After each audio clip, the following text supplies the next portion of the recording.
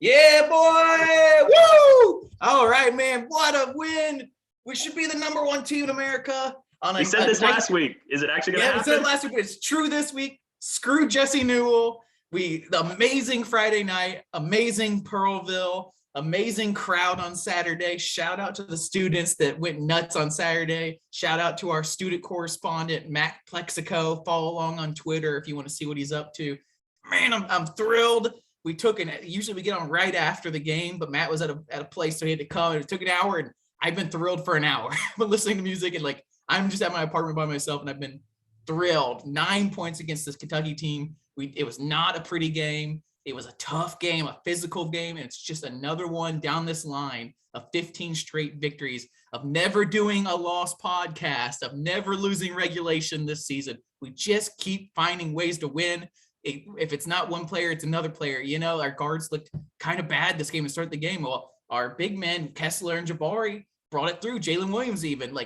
We just keep finding different ways to win, and each guy has his moments in the game, and where there's something special going on. We can admit it now for sure that this is a special team, and get in here.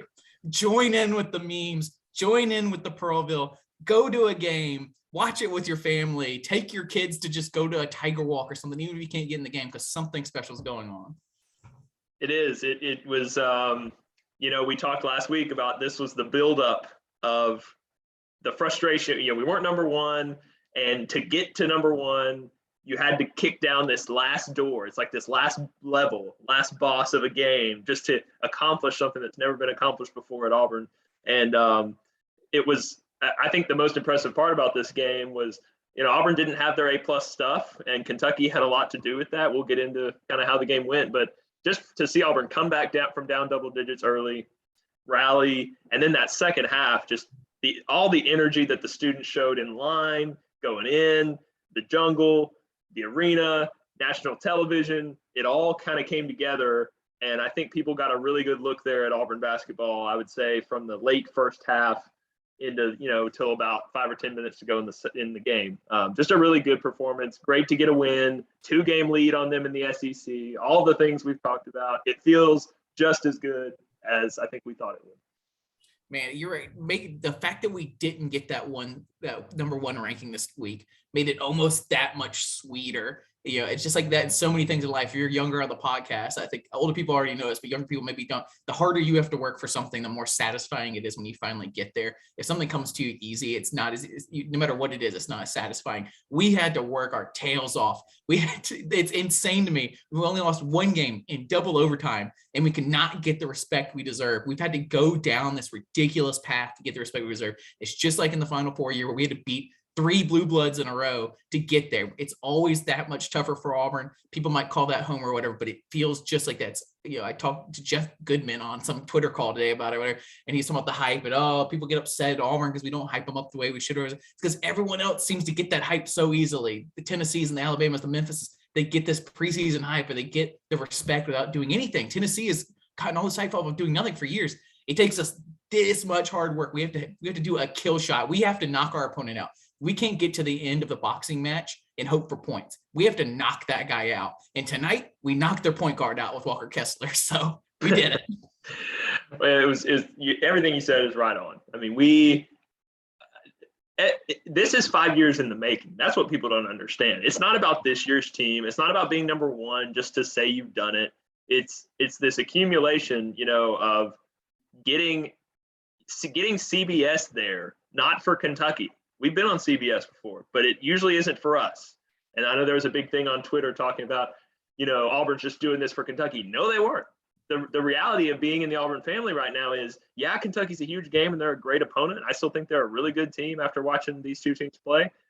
But this was a buildup of what's happened this season and the national stage and number one. This was something Auburn wanted to take, and they just happened to be in the middle of it.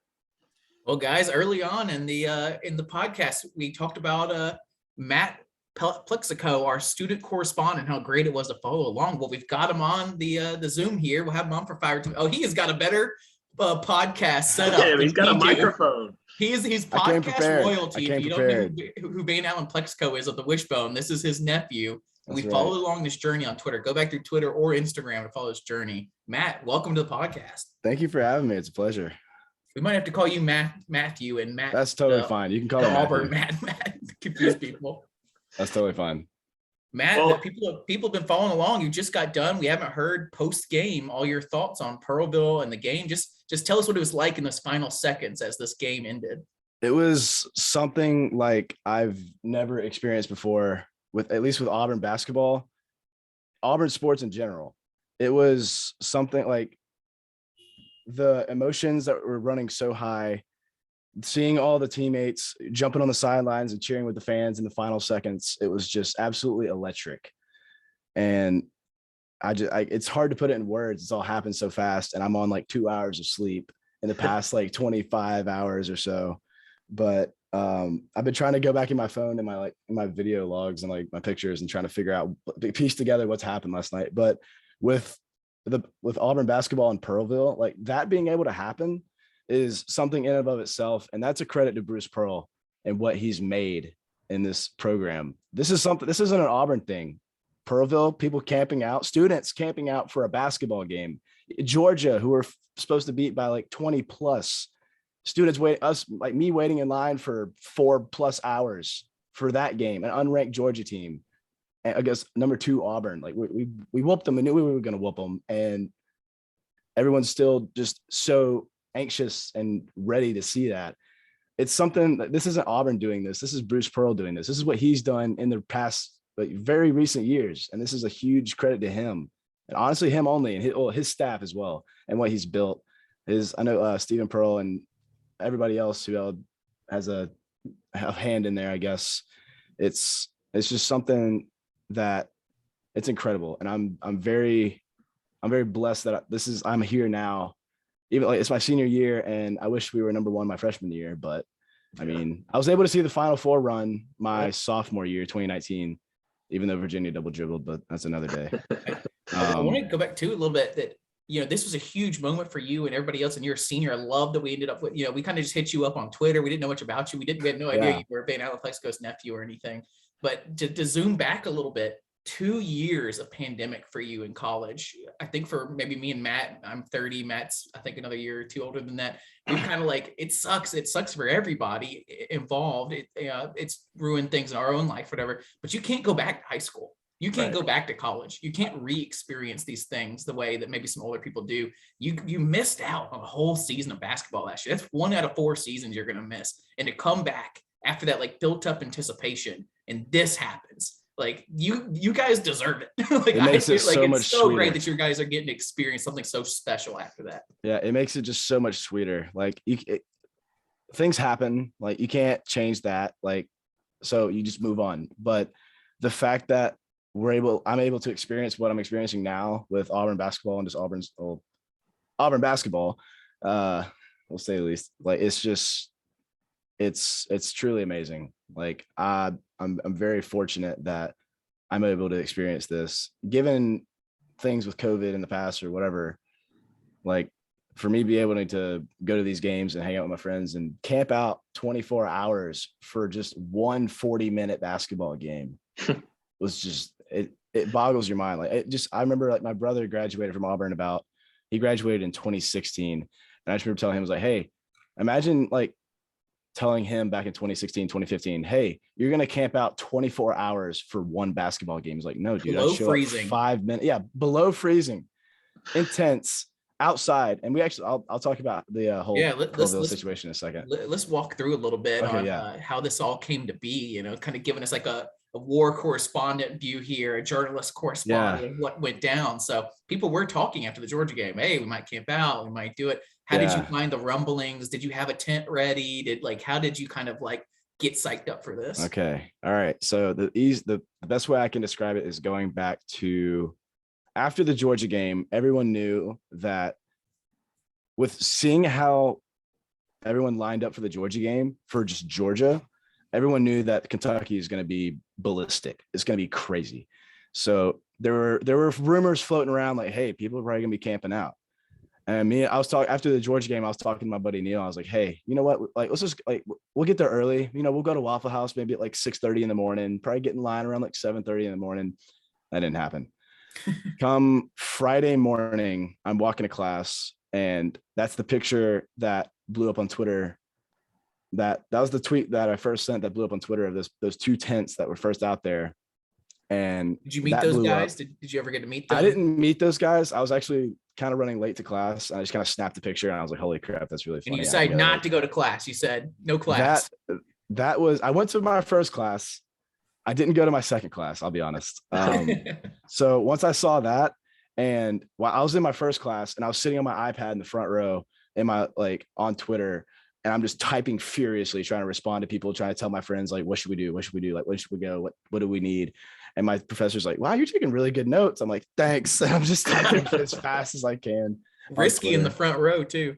Yeah. The teacher I had for that class is really cool, and it was okay. But I was talking to some friends, and I was getting pictures sent to me that more and more tents are starting to show up. And I'm like, oh crap. So I started talking to my buddy Neil. I was like, hey, if we're going to do this, like, we need to set up now. So we went to my apartment. I'm an Eagle Scout. So I've been. What time of day? What time of day was this? Like 10, 11 a.m.? This was like, I think 11:30. We went to my apartment. We just grabbed my tent only and a couple of pack chairs and just claimed an area.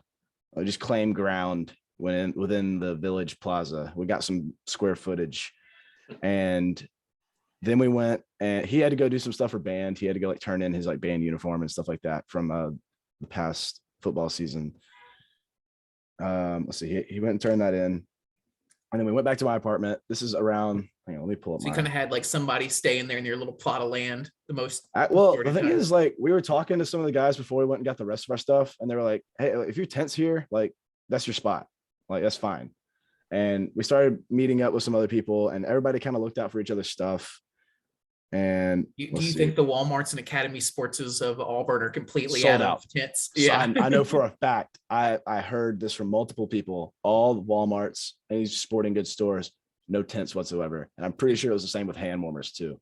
I think we'll talk about the admin situation with this stuff, but this clearly kind of shows that even amongst the people that ended up doing the camping, it was not like a planned out event. This was not very planned out. This was super spontaneous. Everyone just kind of some of the most early tent people like you didn't even expect to do that. You just happen to have to adapt to the fact that it's going down in the next couple of hours. So these chair people and different people, they've had no idea what to expect. And you were just kind of lucky enough to have that tent ready and to be able to be flexible. You almost feel a little bad for maybe the kids that had a very important test or something Friday afternoon and thought they were good to I bet there was people with tents that thought to themselves, maybe we go out to the bars and set a tent up at 9 or 10 p.m. But it was over by noon, right? If you weren't set up by noon, what time do you think was the last tent that went in? Oh, the last tent that probably set up was, I had to guess, maybe 2 or 3, maybe around early mid-afternoon. That it was the whole that whole square in the village was full, and then some throughout the village, just tents everywhere. And the crazy thing was throughout the night, everyone thought we could just sleep in the tents, and then in the morning, 7 a.m., that's when the line formed. That wasn't the case. They formed a giant line using barricades at 8 o'clock. And then they were telling people, hey, the line formation starts at 10 p.m. And at 7 a.m., they said from 10 p.m. to 7 a.m., you can take turns and take shifts. People can go sleep or whatever. Come 7 a.m., you have to be in line. And if you're not in line or you move, sorry, my cat's walking behind me. You just caught me off guard. If you walk, you're back there. Exactly. They said if you're come 7 a.m. past, if you're not in line, you lose your spot, or if you leave, you lose your spot. So from 10 p.m. to 7 a.m., if you can take shifts. That's what they said originally. And this, who told you that? It was a security guard, or it was the people who were setting up the barricades, the people who were moving the gates. That was the only form of security or administration I could find for a while.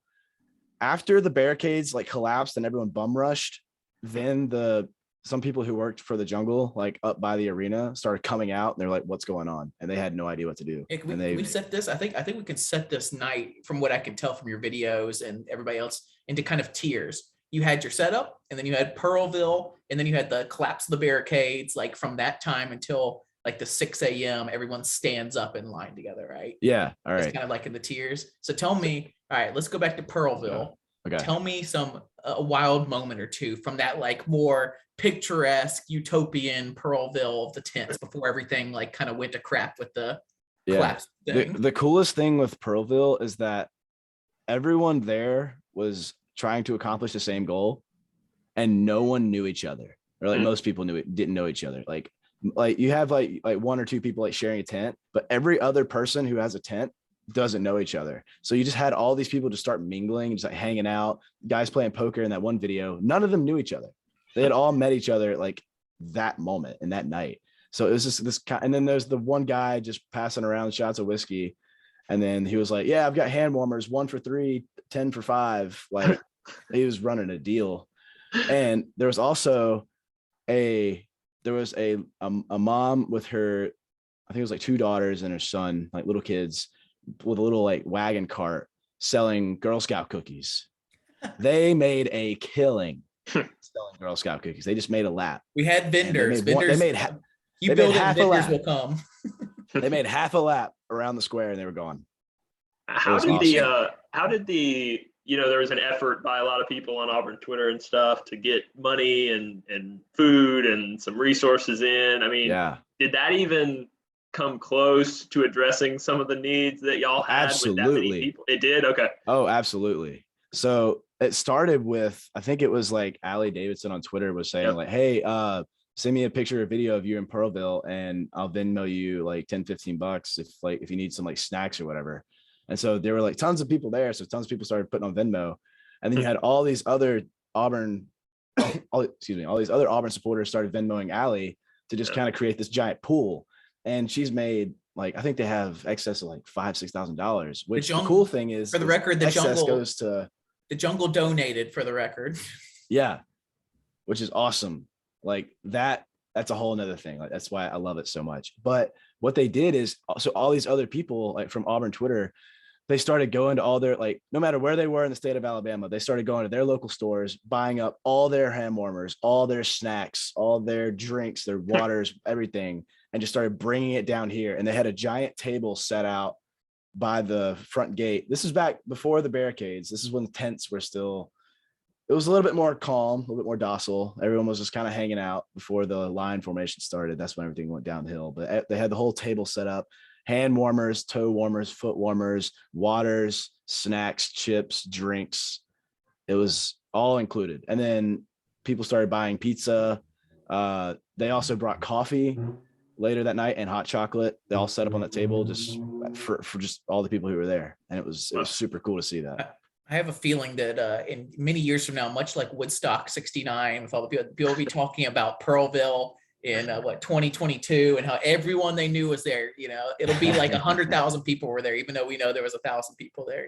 The Peacock Woodstock is what I've heard call it too. Peacock Woodstock. Yeah. And so now we've gone through that tier, and we'll post a video afterwards too of Matt's kind of little wrap up on there, and we're gonna hopefully turn this all into a podcast. The next tier is you're all in your tents. You had the scoop, I feel like, a little bit. You kind of knew there was some animosity with the chair crowd and the tent crowd. You knew the rules were ambiguous. We were doing a little like newsy kind of thing. You were going around asking people questions and asking the chair people, are you going to be cool when these barricades come down and all that? They were like, absolutely not. That was tough. And then so walk me through the moment. Where were you when the wall came down? I was kind of over by the that snack table area I was talking about. I had some friend, it was at the end of the gymnastics, the very end of the gymnastics meet. Gymnastics had just finished up. All the last people walking out of the arena for the gymnastics meet, they're exiting through like that giant gated line they had set up, and they're all exiting through there. And so when people started hearing that, okay, at 10 o'clock, that's when the line formation starts, everyone at the very back, arena's here, line goes all the way down, end of the barricade is here, like the gate to open. So all the chair people are in a mass huddle. Watch the videos. Watch the videos if you want to see kind of like the huddled masses that were almost like an invading army ready to come into the more. That's where I consider Pearlville. That line I was in, I walked in the line. I just kind of no one was really guarding her. It wasn't doing anything in a moment. It was just the easiest way I could go talk to the front lines. And that's what I did. I was talking to the front guys. He was on the front lines, people. We had a correspondent in this crazy like new society we have built with no governance in there. Matt, I I can't was tell in you, it, man. I can't tell you how great this was for Jackson. You obviously don't know him personally, but this is like, this will be one of those things. Jackson's always done crazy stuff, and he's just kind of he has a fun personality, as you can tell, I'm sure, by working with him. But like this whole thing happening yesterday, and then having you as like a, man on the street, like this is right up his alley. So I'm glad you embraced it, Matthew, because this is the kind of thing I would have done if I was in school, and it was so nice to be able to like you might have had fun. I had twice as fun, like trying to like work this like from behind the scenes kind of thing. No, well, there's probably two main reasons I loved it the most. One is like I like going out and meeting new people, and you feeding me questions was a good way to do that. And two, I know that all of you guys like who have graduated from Auburn and who aren't there right now, like I'm able to fill you in on exactly what's happening. Like I'm giving you what I'm seeing, and it's just like I thought that to be like really cool. And like just kind of, I had people once you finally got in there messaging me and saying like, thank God he finally got in here. He was like us. He was the us, like we were living through that, and we were afraid that us almost wasn't going to make it in, like you were their proxy. Yeah. I got lucky, I will say. So we'll talk about the barricade going down. So we were watching all the people, like chair crowds at the end. We're actually kind of near the front on the outside edges of the barricades, like kind of hanging on the sides of the rails, just kind of hanging out, like just kind of see, like we all had a thought in the back of our heads. All right, chair crowd's kind of far back. If we can just there's a little gaps between some of these fences as they're lined up. We could kind of be near the front. It was kind of sketchy, and I felt bad kind of doing it, but it's like you snooze, you lose. Like you're in or you're out.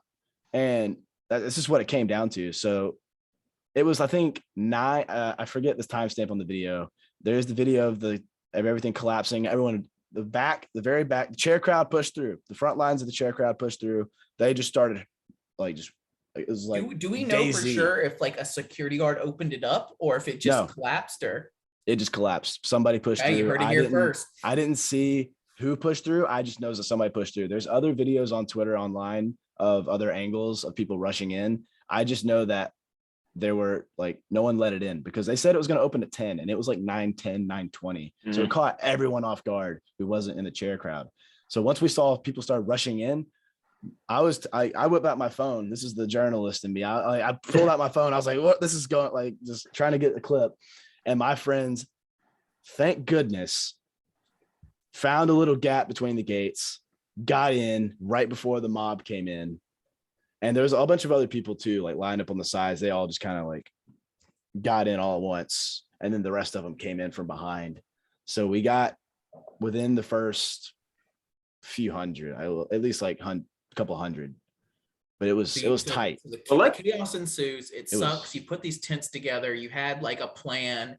Like there was kind of ambiguous rules. You kind of feel bad. I don't want to like rail on the administration or anything, but if you have this many people with such an incentive and you don't lay out very strong rules, chaos will ensue. So I feel a little bad about that. It's hard to Monday morning quarterbacks. If we just skip over all the kind of like, I want to rant about it. I'm sure you want to rant about it too. Let's try to skip over some of that for now. I'm curious to hear in the days to come what the administration says, but walk us through once you have given up the fact that you're probably going to be able to stay in your tent. You're packed in this crowd of people after you playing so well. 10 a.m. to 7 a.m. Tell us about that like scenario now that you're like kind of relegated to the fact that you're going to have to stand in this line instead of in your tent. We just had one objective: survive. That was it. We just knew I brought a couple chairs. We had chairs set up in the lines. There were 5 of us in our group. We had 2 chairs. So we had it like, we kind of took turns like sitting in chairs. They did, like, once people were in line, people were cool to go to the bathroom and like come back. They were okay about that. It was like if you just came in the front, like, oh, I'm here now, they don't like that. But it was kind of disheartening to see like all these people set up their tents and now you had to just stay out there. And it was cold, man. 30, it felt, I think it was 35 at first and dropping throughout the whole night. I think in the morning, right before sunrise, I think it had just hit freezing right at 32.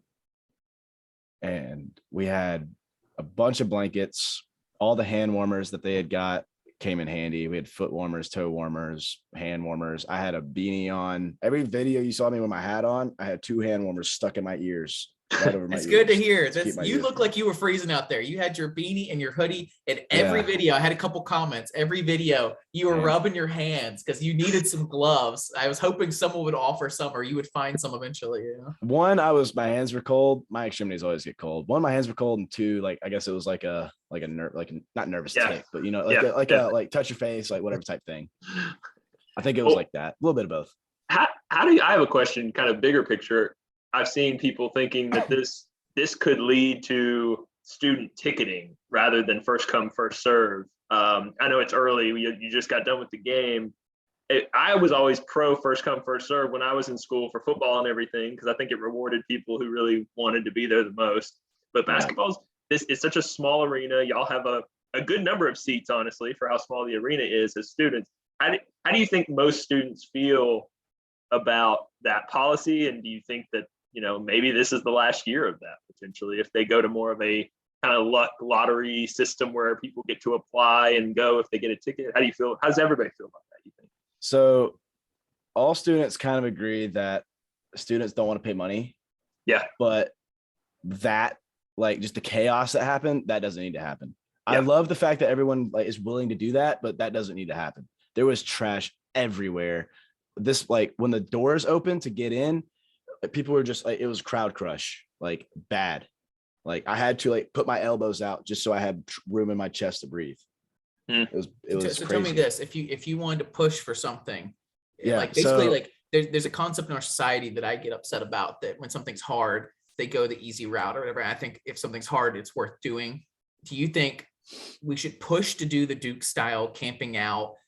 Duke has figured out a way to get it done. It's not easy. They try to do it a bunch of different ways. It's not easy. Are we going to push Auburn to do the hard thing and do this kind of tent stuff? Or are we going to push the other way and say, no, that's never going to work out. We need to do some sort of lottery system, some sort of ticketing system. How do the students want to push? It's hard to tell early. I like the tent idea because it's cool to have that little community, but the way it was done tonight, I guess, has never really been done before here. Right. There's no plan. So it was just complete, not complete fail, but it was not a success, honestly.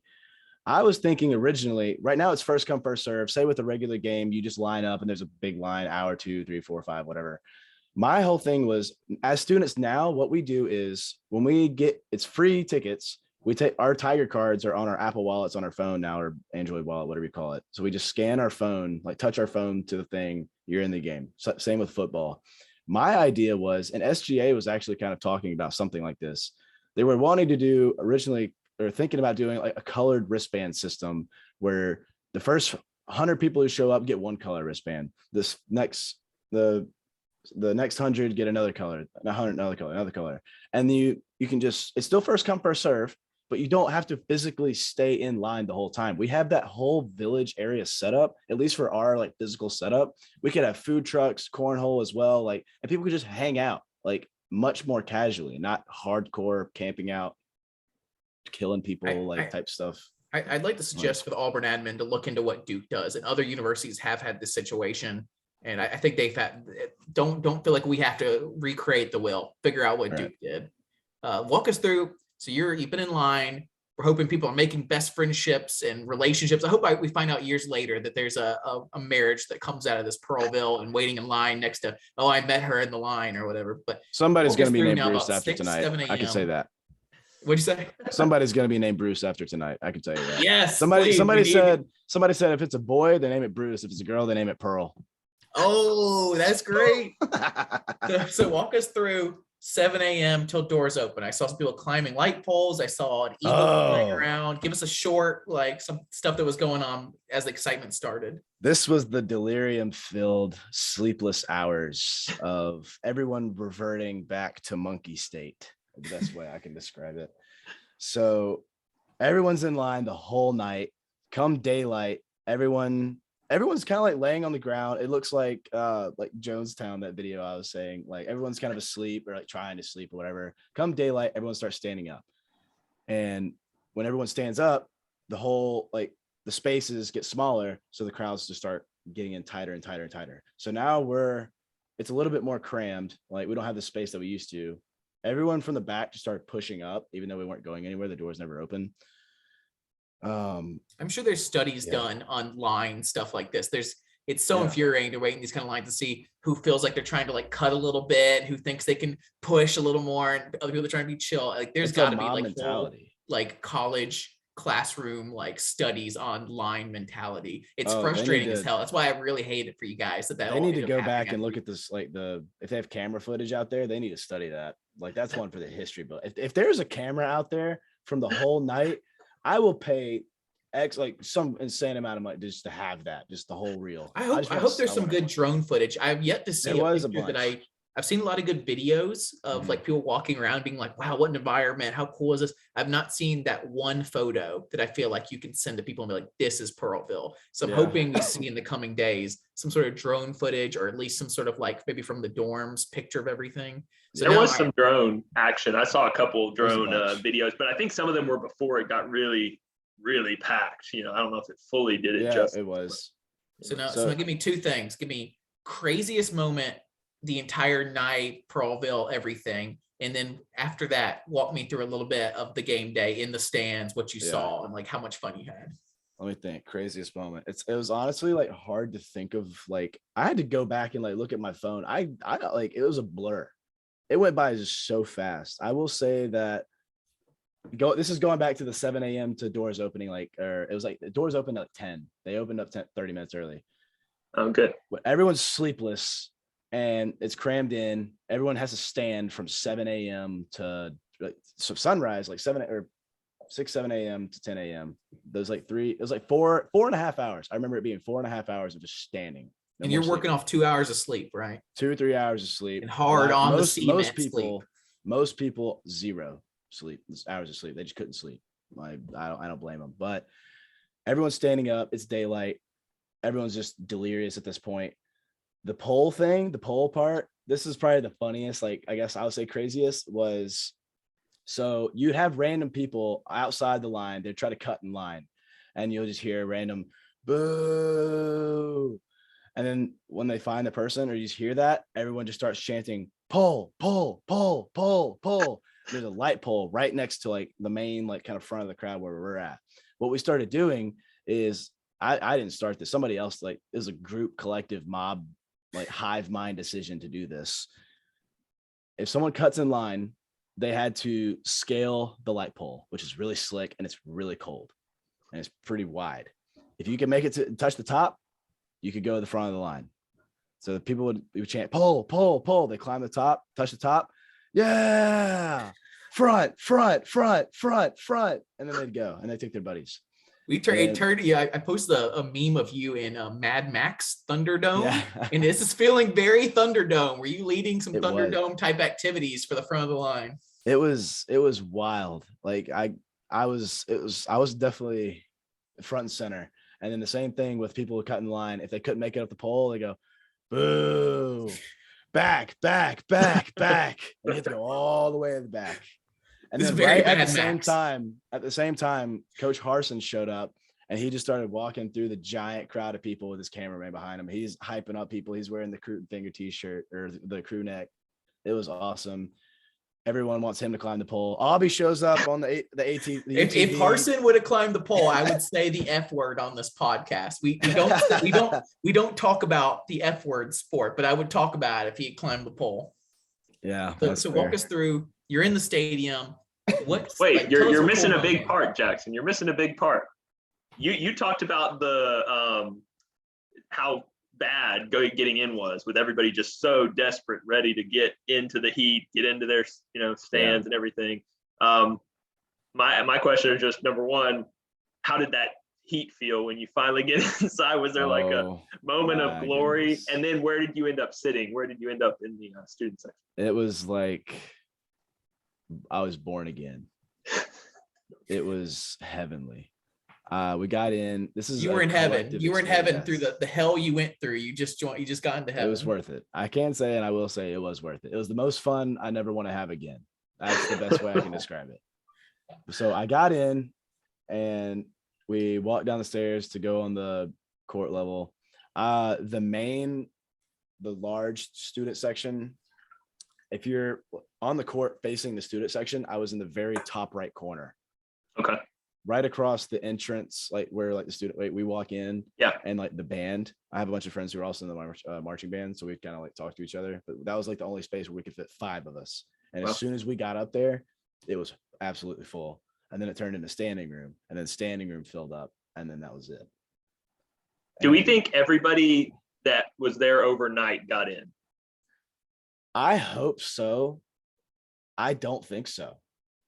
Wow. I hope they got at least standing room only. Yeah. Did you see? I mean, you were in the student section the whole time, but did it feel like that standing room only area was like way more full than it should have been? Like, I wonder how much temptation there was from the security to be like, well, they said we could only let 100 students in the standing room, but there's like 50 more. They can hang out in the concourse. You know? It's hard to, like, I'm not sure exactly. The standing room was full. The jungle was full. I don't know if it was overly full, if they let more people in, or if they just cut it off, or if that maybe everybody got in. I'm not sure, because since I was able to get in relatively early, or like I'd say the first third of people, it was hard to tell, because like I if I'm getting in, I'm not looking behind me. Right. If me and my friends are in, I'm not looking behind me. I'm in. But it was awesome to, like, when everyone got food, we're on the warmth. I had 4 layers on. I'm like taking off all my layers, trying to like hoodie, undershirt, sweatshirt. We all get in, we get our warm Chick-fil-A sandwiches. They're also like, we get our Chick-fil-A sandwiches, chicken fingers, whatever. We all sit down. Everyone's hyped up for basketball. We finally made it. First half goes by. We all sit down. Did you feel a little shell shocked in that first half when you were so tired and hyped, and then the game kind of was not looking so hot? Did you feel very like all of a sudden the Shell-shocked, tiredness like is 105mm howitzers were landing next to me for days on end. Very much so. But once halftime came around, everyone just sat down, full bellies, warmness. It was like 30 seconds until the beginning of the second half. No one wanted to stand. If you could see the videos, like half the student section, less than half, was wanting to stand back up. I looked at my friends to the left. They're just. I saw Cardwell on the fire. bench. Cardwell on the bench on TV Yeah. he always does that, obviously, to start like a half or anything he does. But I saw he was really, before the second half started play, he was really trying to get everybody back. You could tell that everyone, like, they wanted to. I was trying to also fire people up. I was like, come on, I know we're tired. I know I am too, but we got to get up. We're here. This is why we did it. We got to get up.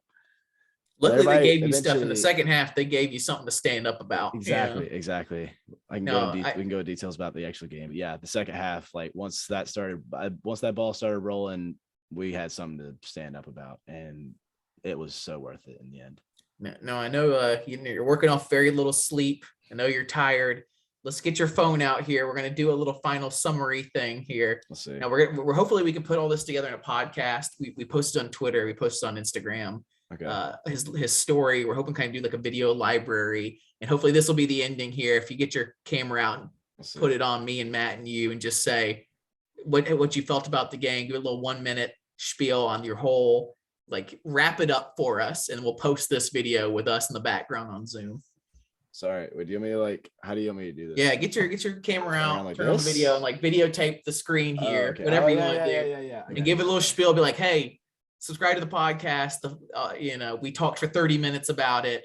This will be my summary. We loved it. Whatever you want to say about it. I got you. All right. It's a lot of pressure. No, I mean, it's really like, I don't Wrap mind. it up in a bow chorus, Matthew. Wrap it up in a bow. I can. I'll tie in a nice. He did so well this whole time, so I think he's got this.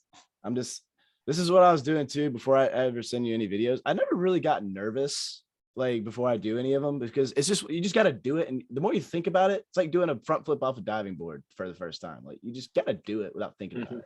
But the thing is, like, I got to think about what I want to say. But once I get like key points, I'm golden.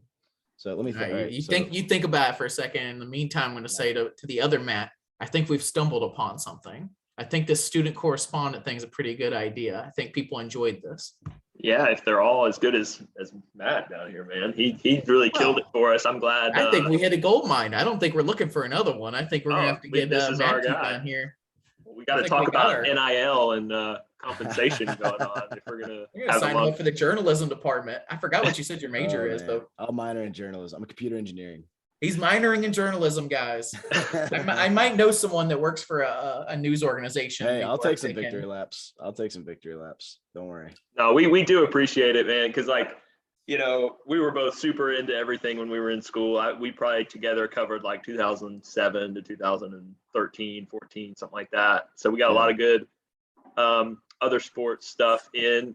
But I grew up playing basketball. Jackson grew up watching basketball. So we've been around Auburn hoops for a long time, and just to see it get to where it got. And I text Jackson this morning when y'all finally got in. Like I had this almost emotional response of like, I'm so glad they got in. I guess maybe that's getting old. I'm like, yes, they're out of the cold. I was emotionally invested because of some of the stuff you did for us. And I think we had a lot of people on Twitter. I saw Auburn University even retweeted one of our things. So a lot of people got to kind of experience, like you said, I'm glad you in the moment at your age kind of like see, oh, there's so many people that even if it was not great, we hope it doesn't happen the way it happened again. Like there's people watching from the outside like, oh man, that would be cool to at least have that moment. You know what I mean? Yeah. All right, Matthew, let's see it. Let's get the video here. All right, let's see here. Let me try to get the angle I want to get right here. Here we go. All right, 3, 2, 1. What's up, everybody? It's Matthew again. We're here on the podcast with Matt and Jackson. This is the post-game interview, so to speak, of the Kentucky Auburn basketball game and the Pearlville experience. It was something unlike I've never seen before. And it was the most electric basketball game, if not Auburn sports game, comparable to the 2019 Iron Bowl, at least for the ones I've experienced. And being able to go out there and camp with a bunch of people that I did know, and even I didn't know, regardless of everything that could have gone better, it was a ton of fun. And the fact that we were able to play our hearts out in that game and come back and seal it and become the #1 team in the nation against a Kentucky number 12 team or so that should be ranked higher, that I can't think of a more satisfying way to end this weekend. It was grueling. It was freezing, literally. But all in all, it was probably the most fun I've had in a long time. And I'm thankful for these guys and me being able to be a liaison, a correspondent, to give everyone else who wasn't able to be there an inside view of what I experienced and what all the current students experienced. And we'll see if there's more to come in the future. It's been a pleasure. War Eagle. Well done. That was good. Yeah, that was good. That's my minor in journalism. I think you might need to change that up to a major. Don't tell him to not do computer engineering. That's terrible. I think he needs to. I didn't even hear what the first one is, but you know how I feel about journalism, so I'm pro journalism. But all right, Matthew. I just realized my audio is coming through my headset. It's got my mic audio on my phone. It just won't catch y'all saying War Eagle. We're not worried about that. All right, Matthew. We'll let you head out. Me and Matt, we're gonna talk about some post game stuff, man. Thanks for coming on. Thanks for having me. It actually has been. It's been a blast. Like it's been a ton of fun. Like this and that and everything. So good to meet you, man. We'll good to meet you too. If we get down to Auburn while you're still there, we'll hit you up. Absolutely, I'll be here. All right, man. War Eagle. All right, War Eagle, guys. All right, Matthew, the real Matt from the podcast. We're back, me and Jackson. We'll do a cut here. We might just let this thing flow, but just so you know, here's the cut, just in case we cut it. Right. So back to the game flow here. MVP. We just had on a great correspondent. So MVP here. I'm looking down the list, and I think I have my guy, but I think there's two guys you really have to talk about that had a really great game. Matt's giving me his face like he doesn't know for sure which one is it. I'm saying it's either Kessler or Jabari Smith, and I think Kessler's the leader. Oh, you don't think so? Jabari Smith's defense was amazing this game, and his offensive defense being so high together at the same time. I think we have a real conversation between Kessler and Jabari. You're going to be shocked. I was making a face. I think there's more than two. You think there's more than two? I think we at least have to discuss two other guys. Kessler and Jabari were tremendous. We had some questions this year about our guards, who they struggled in the first half. We'll get into that more.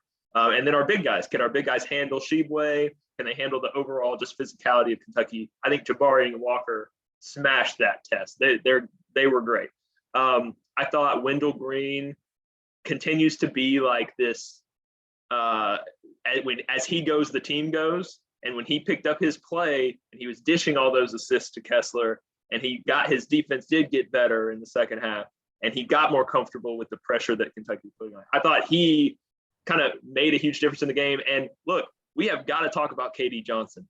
Yeah. He shot 6 shots and he scored 17 points.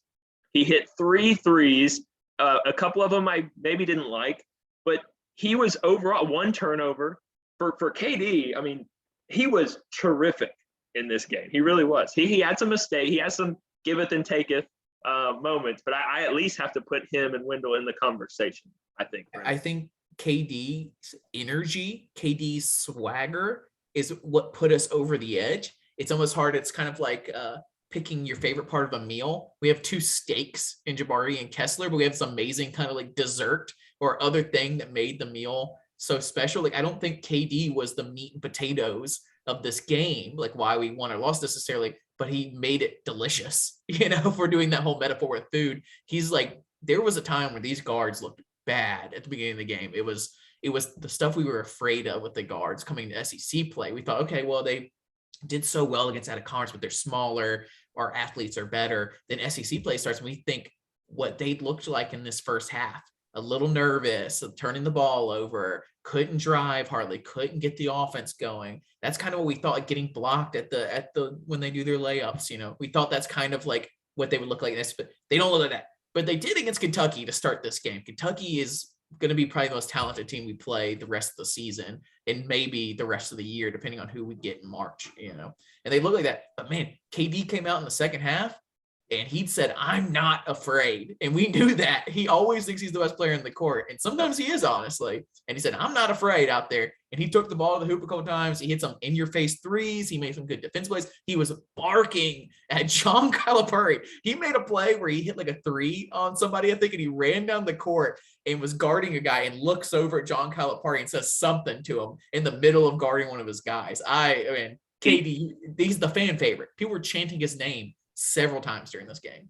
Well, he said he told the coach that, hey, with some expletives mixed in, that guy cannot guard me. That's what he was saying. He was terrific, and he nailed a 3 in somebody's face after Kentucky had just hit a 3, and it was one of those like, I don't know if I want Katie to take that early in the shot clock, and he did. And he made it. Then he came back down and tried to draw a foul, and he didn't, but he makes it. It reminded you of those weeks ago early in the season when he was just making everything go in the basket. And I thought that and the Wendell back-to-back threes were kind of the turning points of this game. Having said that, Walker Kessler playing this game against Shibwe was a huge win for Auburn. He not only held his own, I thought he got the better of him for the most part. You saw why Shibwe is so good. I mean, he put all his skills on display. He had 16 points, 14 rebounds. But Walker turned him away multiple times. He was great with his hands. He got his hands on rebounds. I thought we team rebounded really well, but it started with Kessler. And Kessler being an offensive weapon, going down that lane on lobs and finishes.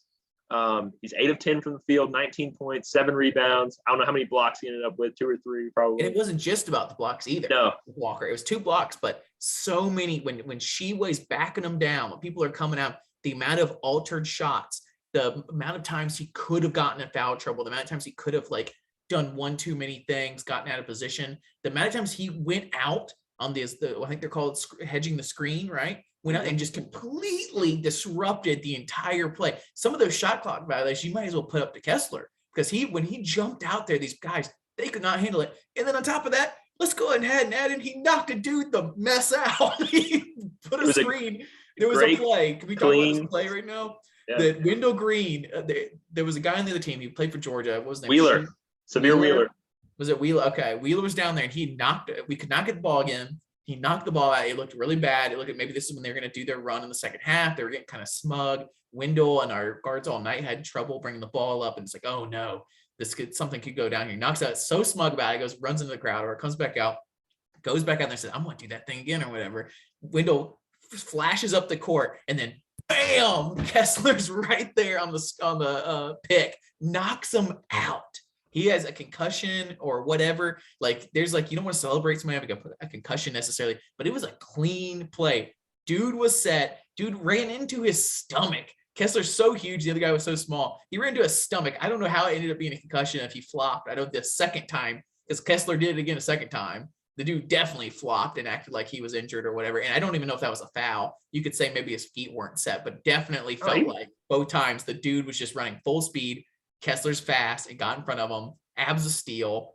Gave a dude a freaking concussion on that. Well, it's part of basketball. I mean, if you're going to play that extended defense, I thought Wheeler was terrific all night defensively on our guards. He was what Zepp is. I mean, except bigger and longer. He did a terrific job. But how you counter that is you get on the run and you pick that guy. You can go back to youth basketball. That's what you do. And really the blame for that kind of comes on Sheepwood, because you're supposed to call out when your man is about to set a screen so your guy knows he doesn't get blindsided. Having said that, I don't know if he could have heard it. We had the ball. You wouldn't think it would be that loud. But really, the responsibility basketball-wise is on the big guy to tell your guard that, hey, this big guy's about to come pick you, and you need to duck around it or get over it or whatever. I want to talk about Jabari. I'm maybe taking my hat here a little bit, but I want to talk about Jabari before we ultimately come to our decision. Jabari, it's another game just like the Bama game where he was on to start the game. He didn't miss a shot in the first half except for one shot where he went through a guy's hands in a jump shot. Sure, I would like to see the replay in slow-mo or whatever, but it's one of his plays where he gets the guy moving too much and he runs the ball through his hands, gets the foul, and then shoots the ball. He missed that one. They didn't call. I've not seen, 95% of the time a player gets that call when they make that move where the guy's too close and they work through his hands. Jabari's done it several times this year. So he didn't miss a shot, in my opinion. There wasn't a foul the entire first half.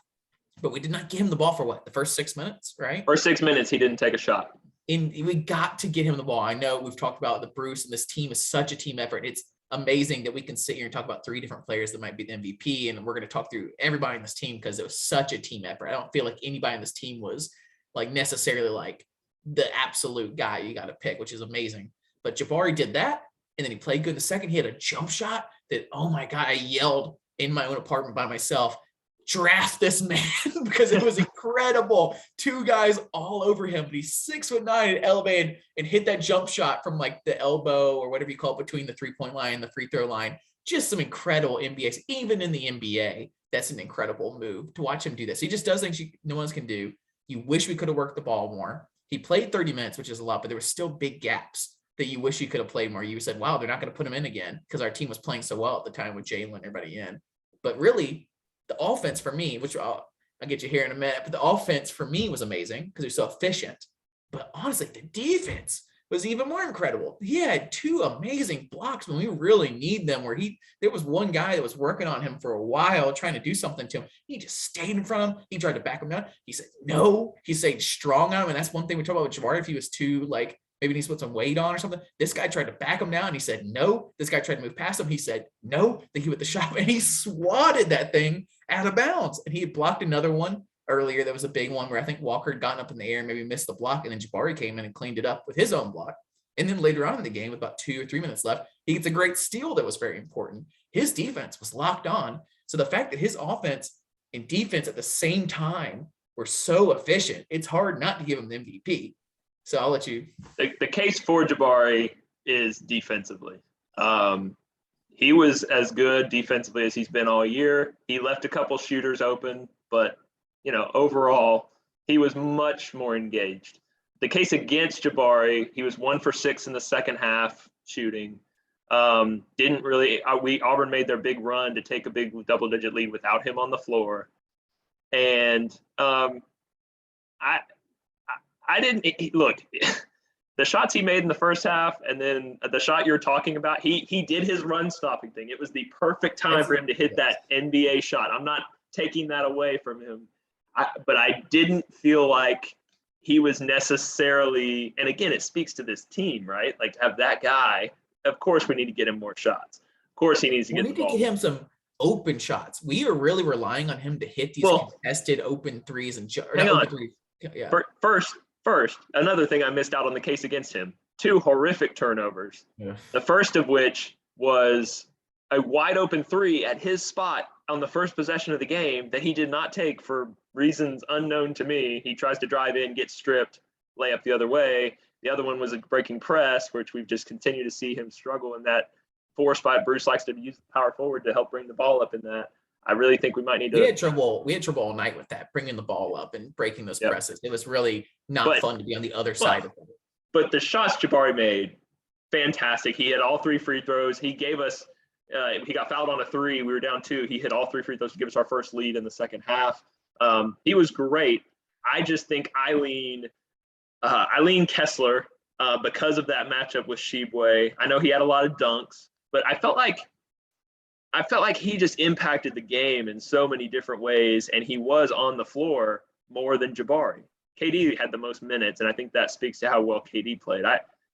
You're not going to go wrong giving it to KD, Jabari, or Kessler, in my opinion. I think I go with Walker. They all have arguments, and Jabari, man, enjoy the mess out of this. The shots he can make, no one else can make. It's incredible. That jump shot. We just hope it's there in March, and we see it we've already. I keep saying March. I don't want to put too much emphasis on March when we've had so much fun during the season. A game like this, when he can hit what we call, I think we could trademark it, his run stoppers. When he hits that incredible shot, when nothing else seems to be going down, we can't seem to get the ball going, but he still hits that contested 3. He hits that jump shot that everybody in every fan base. It's amazing when in their head they're saying, "What are you supposed to do against that? You can't do anything against that." We did everything right, and he still made it because he's that smooth. It's like that possession. I hope you enjoyed this like I did, where Auburn just played great defensively in the second half for the most part. They knocked it out with 2 seconds left. We forced them to throw it into Shibwe, just inside the 3-point line, super long 2. He just chucks it up and it goes in. And that's the feeling you must have when you whole game though. You have a hand in Jabari's face. You have 2 guys at that point running. That shot that you're talking about, I think everybody who listens to this probably watched the game. If you didn't, you've got to see that shot. They sent a double team at him to try to get the ball out of his hands. Wendell's wide open for 3, but it's you keep calling him 6'9". He's 6'10". He just shoots it over him. And it really was, it's rare that you see an NBA play. You just see it in as a true freshman in college. He just has that ability. There was a play in the St. Louis game, I believe, where he drove the ball up the court at the end of the clock, about 10 seconds left on the clock or something, and he went this jump shot, and I got flashes of March. I could see me watching that in a bar on TBS in the Sweet 16 and him hitting that to win a game. That play tonight, I saw him in a Cavaliers jersey, a Knicks jersey, a Houston Rockets, whatever, flash with freaking LeBron James on him or somebody and hitting that shot. That's how you just got to watch that moment. I hope it translates as well in the highlights. But to give the final MVP, I know your choice is Kessler, and I'm going to do a little college game day style mascot head thing. I'm going Kessler with the Kessler hat. I've been wearing Kessler. I've had this hat for about a decade now. That's aging me a little bit, but I've been on the train, the bucket hat Kessler train for a while. And what puts him over is not just his offense, not just his defense, but who he had to play tonight. We talked about that Shibwe matchup, and we just wanted that to be a net neutral. And Shibwe had a decent game. He hit that crazy shot. He had his rebounds and everything. But Kessler won the matchup. Just so many great alley-oops. That's just becoming our bread and butter at this point, that Wendell's going to drive the ball, and he's either going to lay it up and score, or he's going to put it in the air to Kessler. And 80% of the time, we're going to do something good there. And only Kessler can do that kind of stuff at his size and the way he catches things. The chemistry is great. We saw just some good defensive moves. We saw him get a foul or 2 on people. Love Kessler. Can you even imagine? If y'all have been listening to us since the beginning of the season, there was a point, halfway through non-conference play where we were like, can this guy play in the SEC? Can he play? And he just keeps answering. And this is obviously the biggest test. Him and Castleton, which he already played. He'll play Castleton again in Gainesville. But he's terrific, and it's everything. He's so coachable. He's always in the right spot. Incredible defender. Bruce, in his pregame press conference, was really starting to stump for him. He said he should be considered for National Defensive Player of the Year. If you're number 1 in blocks in the country, you better be. And then on top of that, he alters everything. Yeah, and it's not just blocks, right? And that's what Bruce says. It's he can switch on a guard and either block his three. We've seen that. That should be a mismatch, right? Right. Kessler goes out on those guards, and I'm excited. I'm like, this is great. This guard's not going to do anything. And just to like, I just thought it was probably a draw with him and Shibwe, but like Shibwe's really good. Like, and you saw some of the moves, you saw his power, his size, just the fact that Auburn won rebounding in this game. They won by 1. And that does not happen if we don't get a heroic effort from our big guy. And I keep pointing it out, 31 minutes. A guy can stay on the floor, 0 fouls in the first half. We talked all week about foul trouble in Kentucky, and Kentucky got 20 fouls. We got 12 tonight. So it kind of worked at home in our favor a little bit. But the reason for that is when you play really good defense and play the right way. And Walker is just dialed in right now. And I think it's incredible. He's our leading point scorer in a game like this against Shibwe. Like, and last thing, I know I'm rambling and raving here, but we talked about in our preview what happens when Kessler goes over to block shots. And we saw that, right? Shibwe got a lot of dunks and finishes. Well, the great thing was we had the same thing. When our guys would get in there, Shibwe goes over, Kessler's right there. So we really were able to counteract one of Kentucky's best cards that they play. I think you said it's a neutral. Overall, if you look at the stat sheet, it probably is similar to like, okay, they both had their moments. They both scored. He scored 16. Kessler scored 19.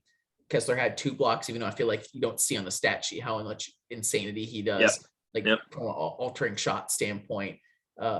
Shibwe had 4 blocks. He had 14 rebounds. Kessler had 7 rebounds. But a lot of times Kessler doesn't get all the rebounds he should because he's so busy blocking that, which we could talk about that as a defensive issue sometimes. But I think overall when Shibwe and Kessler were one-on-one, I felt like Kessler won the battle. Shibwe did get a couple points there, but it was Kessler made him work. When those went in, every time I said to myself, what are you going to do? Good defense. That free throw line, jump shot with 2 seconds left. I was like, what are you going to do? Some of the back downs he did, I felt like perfect positioning by Kessler made Shibwe toss that ball sky high, and just some of them went in, but most of them didn't. And I felt very good about that. I'm so thrilled. The thing I kept saying, I sometimes get in coach mode watching these games, like don't help against Shibwe. Let Kessler play him. He can handle it one-on-one. If Shibwe scores a tough 2 without getting fouled, then that's fine for us. Like I thought Auburn did a great job of staying disciplined, not letting Kentucky hit a ton of threes on us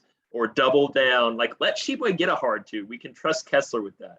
And I didn't start saying that till the second half. Once I saw Kessler could really hold his own. That's a good point by you.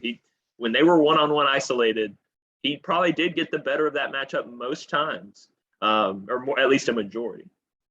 I think an interesting thing is that we completely forgot to do pregame notes. Every game this season, we have done pregame notes on our Instagram, and we were so busy with Pearlville and the Twitter stuff and the memes and everything, and we almost forgot Georgia too. There's just so much going on with this team that like there's so much to keep up with and so much excitement that we have forgotten almost the last 2 weeks how to do that, because it's just there's so much to talk about besides our little pregame notes. That was kind of like to jazz up our own hype. Now that's so hype, we don't need it. But if we kind of substitute that, I think something to substitute that with is to talk about our 2 usual things, rebounding and turnovers. And we'll start with rebounding because I think there's less to talk about. But Kentucky with 26, Auburn with 27, about even. It was a tough battle. There was some great, like if you don't usually remember too many rebounds, I remember several rebounds. There was a great one by Jabari. They even showed on replay where he brought one down. Kessler had some really tough ones. There was a lot of pushing and shoving in there that they let go, and people got the rebounds. They did call 1 or 2. Shibwe is just super impressive with 14 rebounds. I don't know, like part of that's just how impressive he is. Part of that seems to be like some sort of strategy with them that their team is not crashing and he just goes and gets them by himself a lot of the times. I don't know like the background of how that works. Some of it's because our guys go for blocks so often that they're not in the right position. Some of the points Shibwe ended up with were from off blocks, off good defensive plays where Kessler's up in the air and Shibwe is able to get that rebound and put it back. So that's the rebounding battle. Any thoughts? Just, I think that's a win if Auburn wins that. I mean, it was great to go into this game thinking we had enough size and enough strength to battle them. I mentioned watching the A&M Kentucky game. That was just a bloodbath. I mean, that was a physical basketball game. I knew Kentucky was going to kind of bring that. For us to break even and win rebounding by 1, that's a win in my book. So that's a really, and I just thought we team kind of gang rebounded really well. We tipped balls to each other. It seemed like we got a lot of those loose balls, especially after the first 10 minutes or so. It's a team effort when and KD skied for 4 really good rebounds. I remember some of his. Flanagan, having him out there, 4 big rebounds. In this game, like, rebounding is so important. And, you realize how important rebounding is when you can't get any. And we never got to that point, even with a elite rebounder on the other end in Seedway. So I think that's a great job by the entire team. And I think the staff probably put a ton of emphasis on that this week.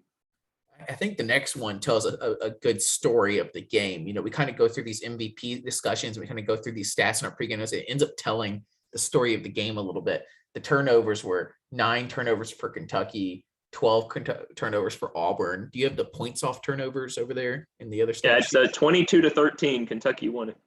And I think that tells a lot of the story, especially in the first half. I don't know if you want to walk us through a little bit, like our guard play and the turnovers in the first half to start the game. Yeah, I mean, it's a big problem. We were tracking it this year, if you've kind of been with us.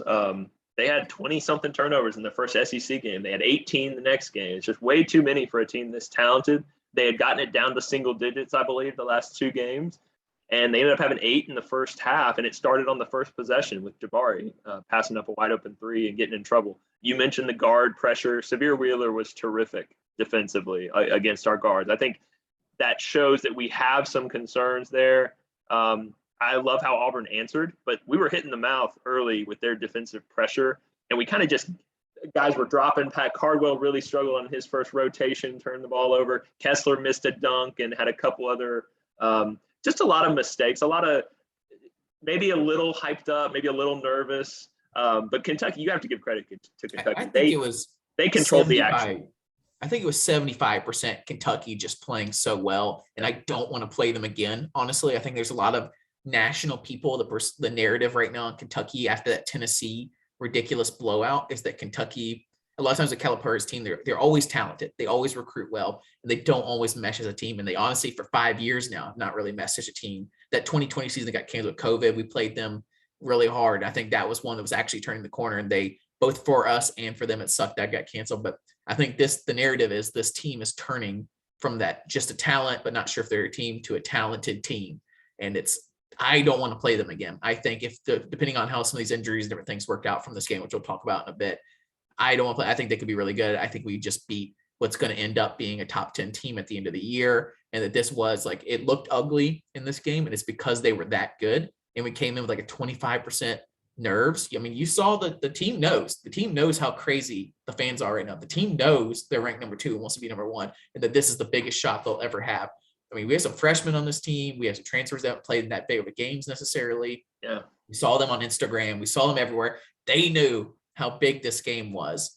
And the people that seem to thrive in that, which thank God, Flanagan did well. He's a veteran. Last year in that Gonzaga game, when everyone else looked flabbergasted and shell-shocked, he was the only one that seemed like he should have been on the floor. Same with this game. He went and got our first 4 points. And thank God, because the first 6 minutes of this game or so, it did not look great. We looked a little out of our game, almost like Kentucky was the home team and we were the away team having to deal with the fans, which really sucked because our fans were going nuts. It just, the nerves seemed to do it. KD had a really weird play where we were late in the shot clock and he tried to put it between the guy's legs. And I don't fully blame him for that because it was really late in the shot clock and he had 2 guys right there. Not the best play, but we had several like that early. Some turnovers, Wendell, KD, Zep. It was everybody. Everybody, like you said, yeah. Nobody looked comfortable. I think they went out 4-0 or something. We went up 7-4. So we kind of bounced back from that initial punch and hit a couple shots. But after that, I mean, Kentucky just went on a good butt whooping run on us. And it was everybody. It kind of, like you said, it felt like nobody was really nobody was there to kind of step up and make the proper play. And they settled in throughout the rest of that first half, and the offense was still bad. The offense struggled all first half. It really did. And we'll talk about why. It wasn't necessarily shooting. It was getting into our offense, taking care of the ball, all those things. And just some bad breaks too with some calls. And it was 25% nerves. That was my whole spiel on the 25% nerves. 75%, they just played really well. Kentucky is a good team, and I don't want to have to play them again. And they were pressuring us the entire time. I think any team that has the athletes that can do it, that's going to be a strategy on our guards right now. I think you saw a little bit of issue with some of their guards that were slightly bigger than our guards and just as athletic, really causing some issues. We couldn't drive the ball. Wendell got one that got really slapped away where he just, I think he not freaked out, but said something needs to happen. I'm going to drive like I would normally drive and didn't have like an exit plan and just got the thing swatted so bad. And so I hope we don't see another team this talented again. We really honestly might not through the entire, even in March Madness, there's a chance that we don't see a team this talented again. So you just hope that, you know, we learn from this. And we did honestly in the second half. KD Johnson had some swagger that really did help us. Like same in that Ole Miss game. He's the X factor on this team. I don't know how exactly to explain it. We've talked about how he gives and he takes, but it's beyond that because sure, he did even in this game, he gave up an open three where he was complaining about some sort of foul where he could have just finished out on a three and then went right back and hit a three in their face and started smack talking and like really brought us back. But it's not just that. The energy he brings, the swagger he brings, he just seems to know when there's blood in the water. Yep. Some really frustrating times this game where another big part of it was not just the turnovers. It was that we could not seem to get running. We could not do like, we want to run. We want turnovers. We want chaos. We want to shoot transition threes. We want to do crazy stuff. We could not seem to get it going. And our guys, not only from there, if things can't get going because they're making shots or there's fouls or whatever, when there's a missed shot, we have to almost create that. And we were not creating it. We were not pushing it. Wendell, Zepp, Flanning, and all of them, they were tentative to like push that ball. And there was a couple times in the end of the first half, early second half, where we got a long rebound. I said, go, just go. I don't even care if it's like risky. Just go down there and get people moving. And KD was the guy that was like, screw it, I'm going to go. And he did a great job of going, but not just going. He didn't crash the layup. He only had maybe one layup like that. And he got a foul call on it and made his free throws. He would go sprint up the court and get things moving. And that opened up a lot of stuff. Yeah, well, and I would back up a little bit to wrap up our turnover story a little bit. I thought Wendell figured it out in his second rotation and later in the first half when you saw all those lobs to Kessler and some good passes. And it seemed like Wendell kind of settled into the game there. And then the second half, absolutely.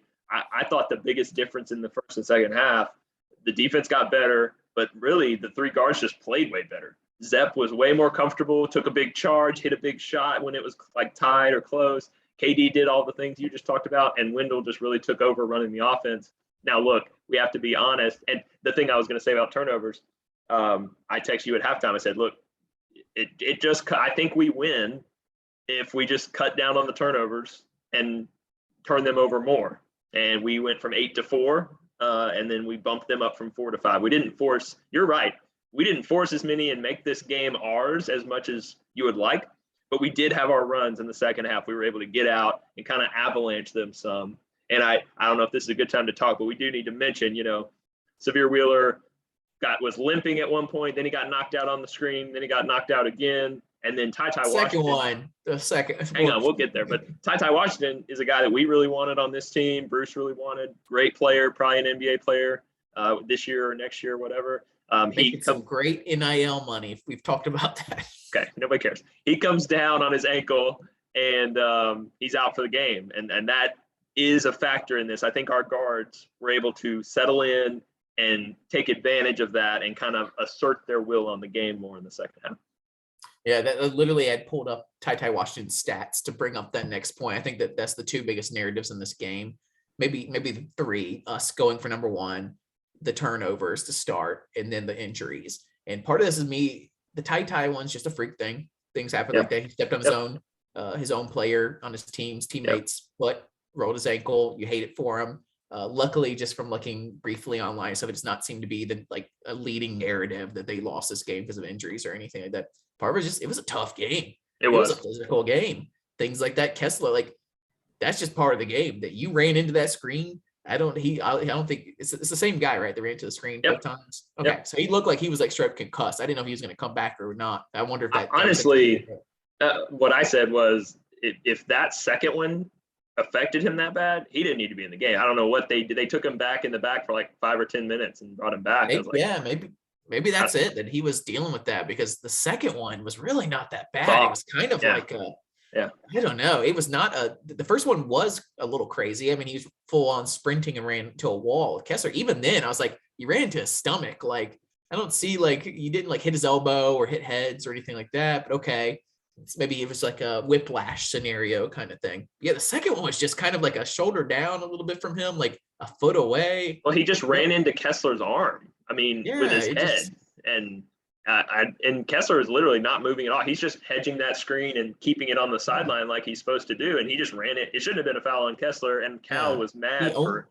I have no idea why. the only way you could even call that a foul was that maybe he was moving a little bit still. And He wasn't. really, not very much if he He was. wasn't. I think honestly, how much of it was twofold? The guy fell down acting like he was like dead, and then the other fold, Calipari was literally inches away from the referee's ear when that happened. If you ever want to know how we talk about how coaches are just insane in college basketball, like personality wise, they're just crazy. They really are. And Cal wanted them to give like a flagrant one foul on that. And it's like, they looked at something, right? They looked at something on the thing. He literally didn't do it. He just stood there. If anything, it should have been a no call. But anyway, it didn't matter. You love it. You do that, Calipari, because it only just makes your like reputation in that referee's head during the game like that much more like you can't listen to this guy. He's not even being reasonable. I'm sure they all say crazy stuff. I don't know if this is a homer take or how I feel about it, but I think we came in a little frazzled, a little nervous, a little anxious, and that no matter what, no matter if Ty went out, I think he is a big difference, but I think we would have settled into this game either way. We would have figured it out. I think it was not like they played very well, but I don't think Ty was like the guy that was slowing us down. It was our own turnovers. It was our own anxiousness. I think, sure, maybe the game would have been a little tighter down the stretch. We wouldn't have had that like 7 or 8 minutes basically down the second half where it felt like it was ours and we just didn't need to lose it. Maybe Ty keeps them in there a little more on that. So I hope that narrative doesn't stretch out. I'm sure that more toxic sides of the Kentucky's fan base, just like the more toxic side of Auburn's would if Alan Flanagan or KD or somebody else went out. Ty is a really good player. He's probably might be the most talented player on that team. Or at least from like an NBA perspective, he averages 14 points per game, which is really well. I think Wendell averages like 15. That's a lot for Kentucky. Kentucky doesn't score a lot. He's a good player. I don't want to have to run into him again. I hope he's healthy. I hope that's not like a thing we have to look back on or whatever. But this was a huge win. Either way, I think those are the two narratives: turnovers, getting back into shape, and those injuries. I have 2 more things I just want to talk about. We beat Kentucky with them beating us in fast break points 16-6. That is pretty shocking that we were in a half-court game for the most part. We did get out a little bit in the second half, so I just want to point that out. That's rare for an Auburn-Kentucky matchup with Bruce Pearl team to lose fast break points by 10 to a team that tends to want to slow it down a little more. And this was a low possession game. I don't know if you saw this. You know, we only shot 44 shots, but the difference in the game was we shot really well. When we were able to take care of the ball and get into our offense, we shot well. We shot 57% from the field, which is fantastic. 38% from 3, hit one more 3 than they did. And then the free throws, we were 15 for 15 in the second half on free throws, which that's really, if we haven't talked about it yet, you don't win the game if KD, Flanagan, Kessler was 3 for 4.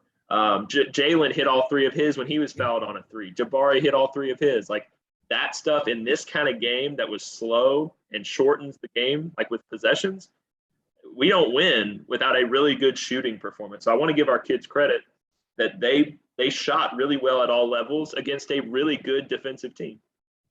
Yeah, I feel like shooting good in free throws is almost contagious.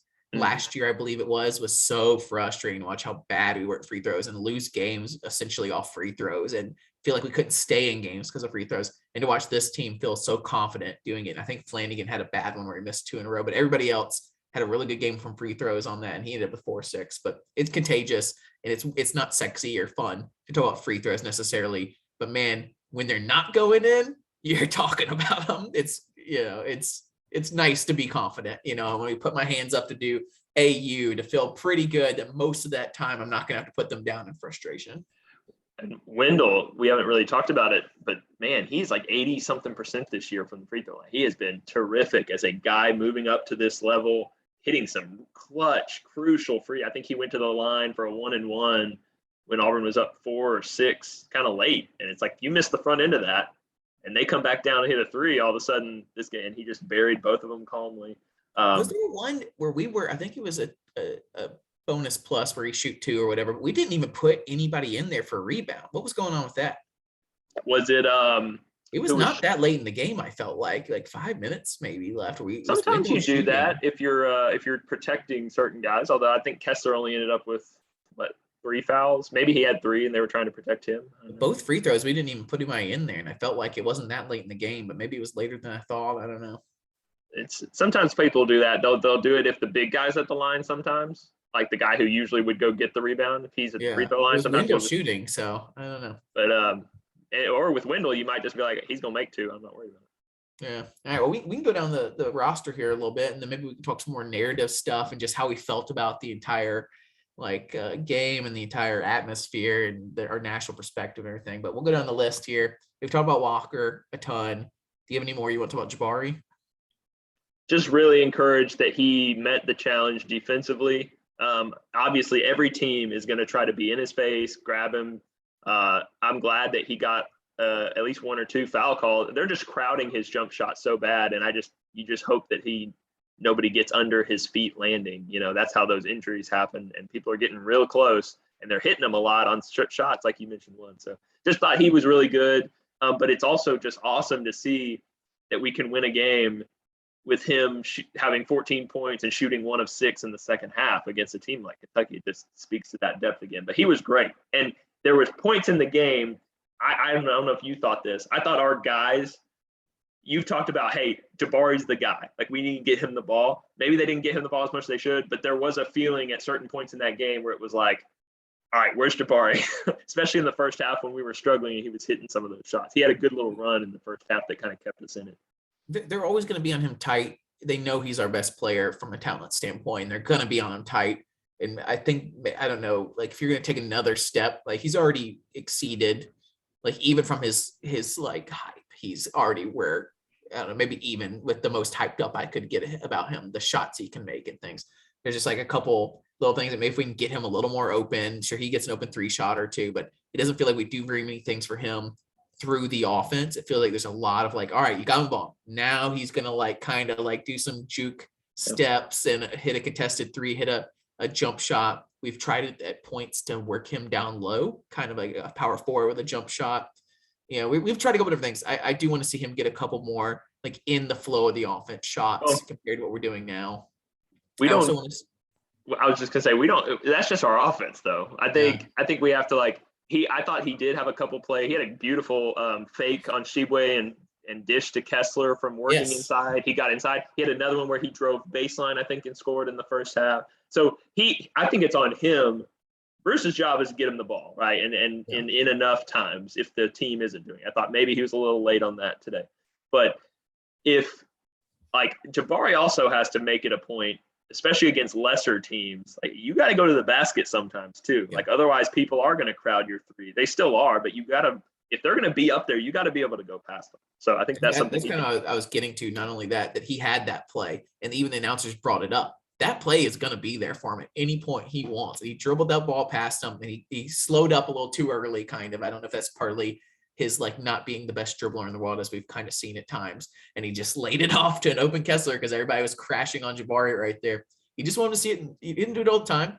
Just do it enough to make it a threat so they're not completely all over you, right? It's gotten to a point where they're fouling him almost everything. Like it's kind of like almost if there's an open layup, foul the guy. They're like, if looks like he's about to shoot a 3, just foul him because he's going to make it. So he just needs to drive a little more. If we can find a way to make him more comfortable and draw something up, let's do it. I think he's got to, if you can get him the ball moving towards the goal at the 3-point line, if it's moving towards the goal and you get the ball, he can finish it in a pretty great way. We just haven't done that very often.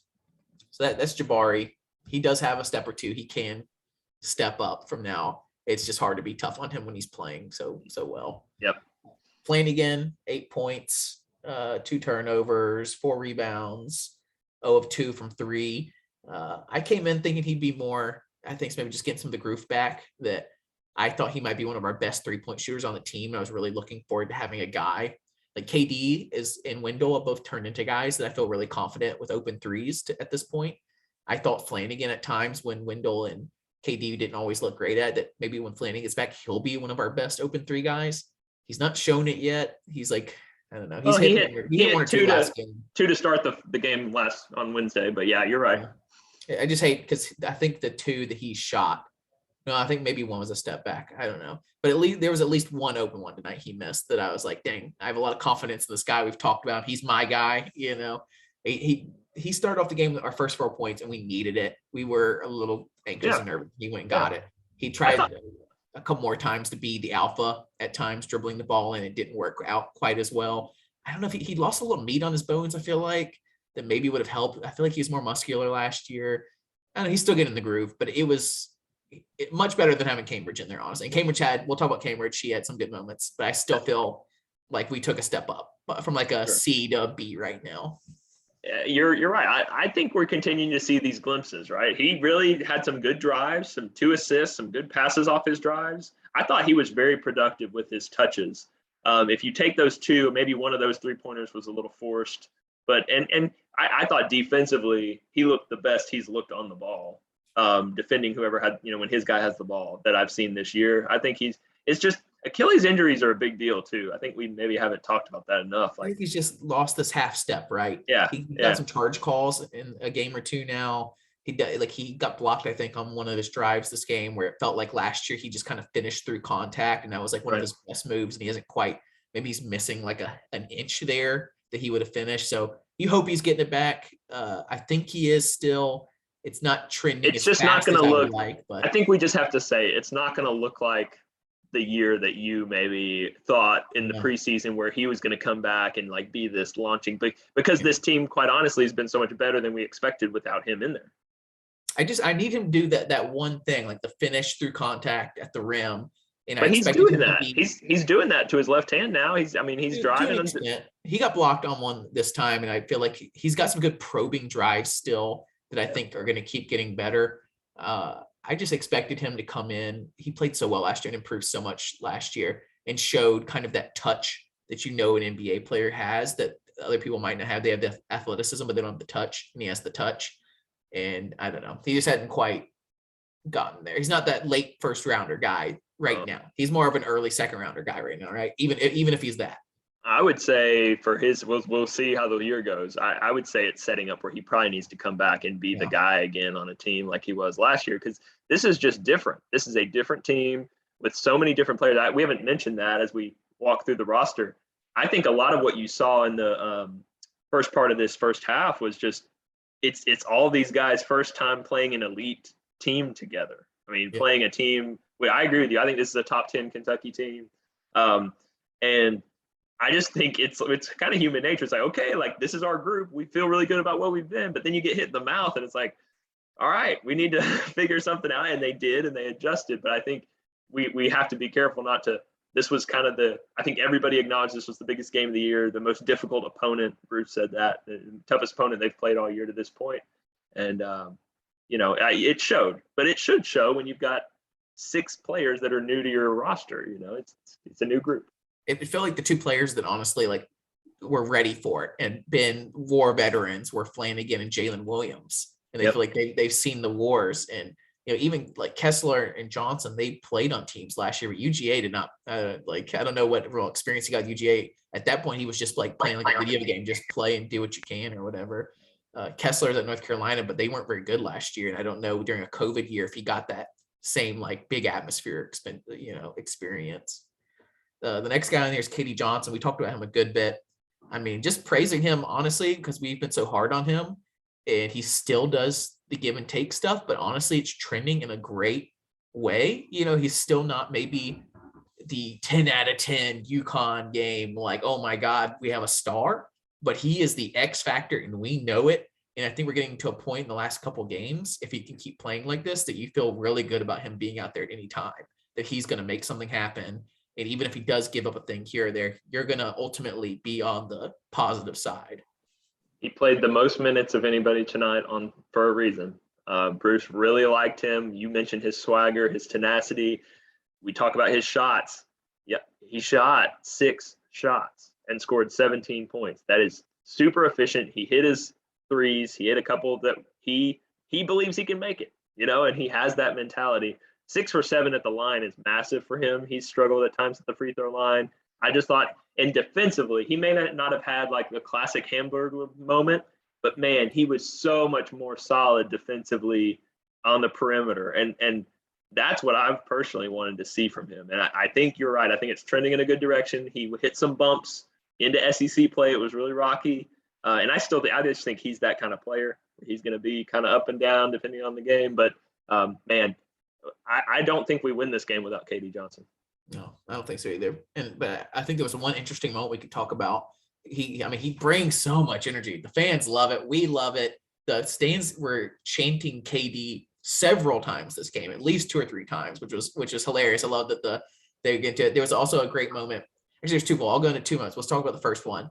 He was so excited and going crazy. The referee told Alan Flanagan to go calm him down. They took a break. They took like a 5 to 10 second break for Flanagan to jog over to KD in the corner and say something to him and then jog back. And then the referee said, okay, now we can throw the ball in. I don't know what was going on, or like, I have not seen that happen before.